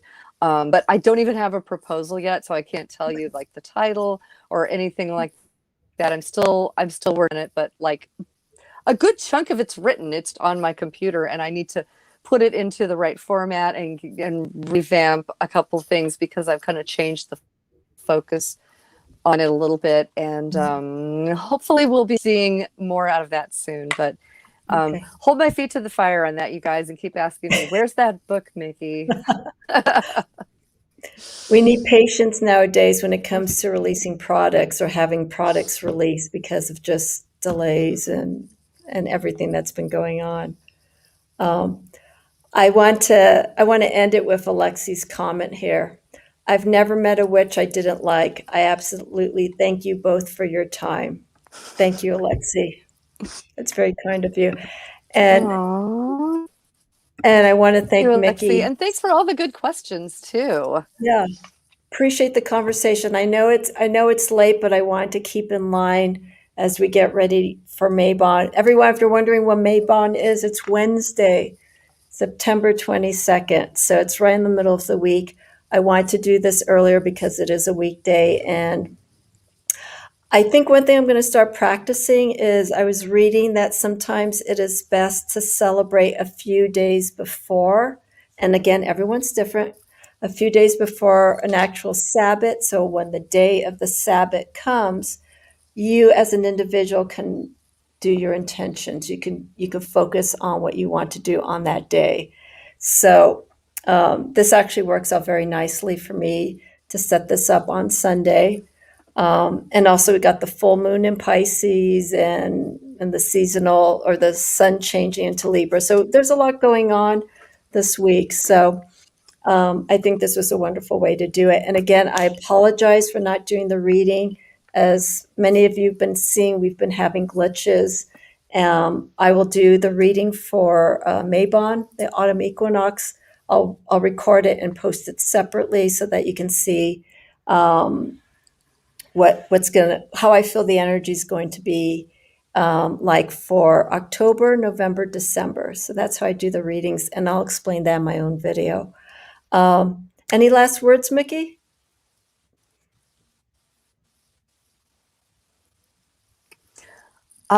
Just gosh, thanks you guys so much for being here. This was really fun. I got to know a few new people here in the comments, and this is just a really fun conversation, and I'm so delighted. What a nice way to spend Mabon, talking with all of you guys. Absolutely. Just keep So doing what you're doing, and like I tell exactly. everybody on my channel, don't forget to be your magic. Be your magic. Yes. Yeah, just be true to yourself. And that's all you can do when you work on your practice. Hmm. Be honest and have clear intentions and where it's coming from. It's very important.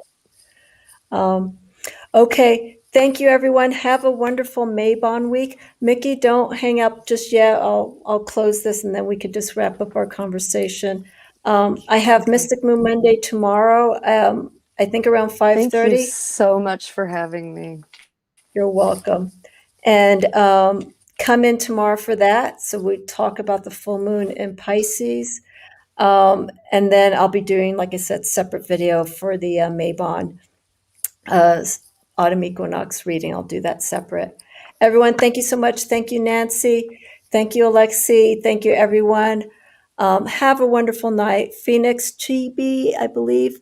Thank you for joining. Have a wonderful week. And I look forward to having you back.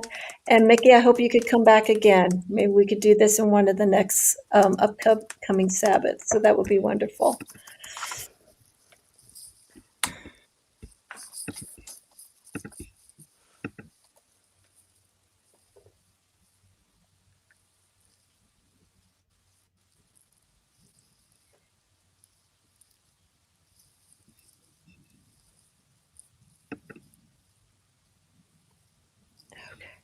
All right. Okay. I think there's a long delay. Mickie didn't catch what I just said. Have a good night, everyone. Mickie, stay tuned, and I will be seeing everyone again soon. Thank you so much. Have a wonderful night, everyone.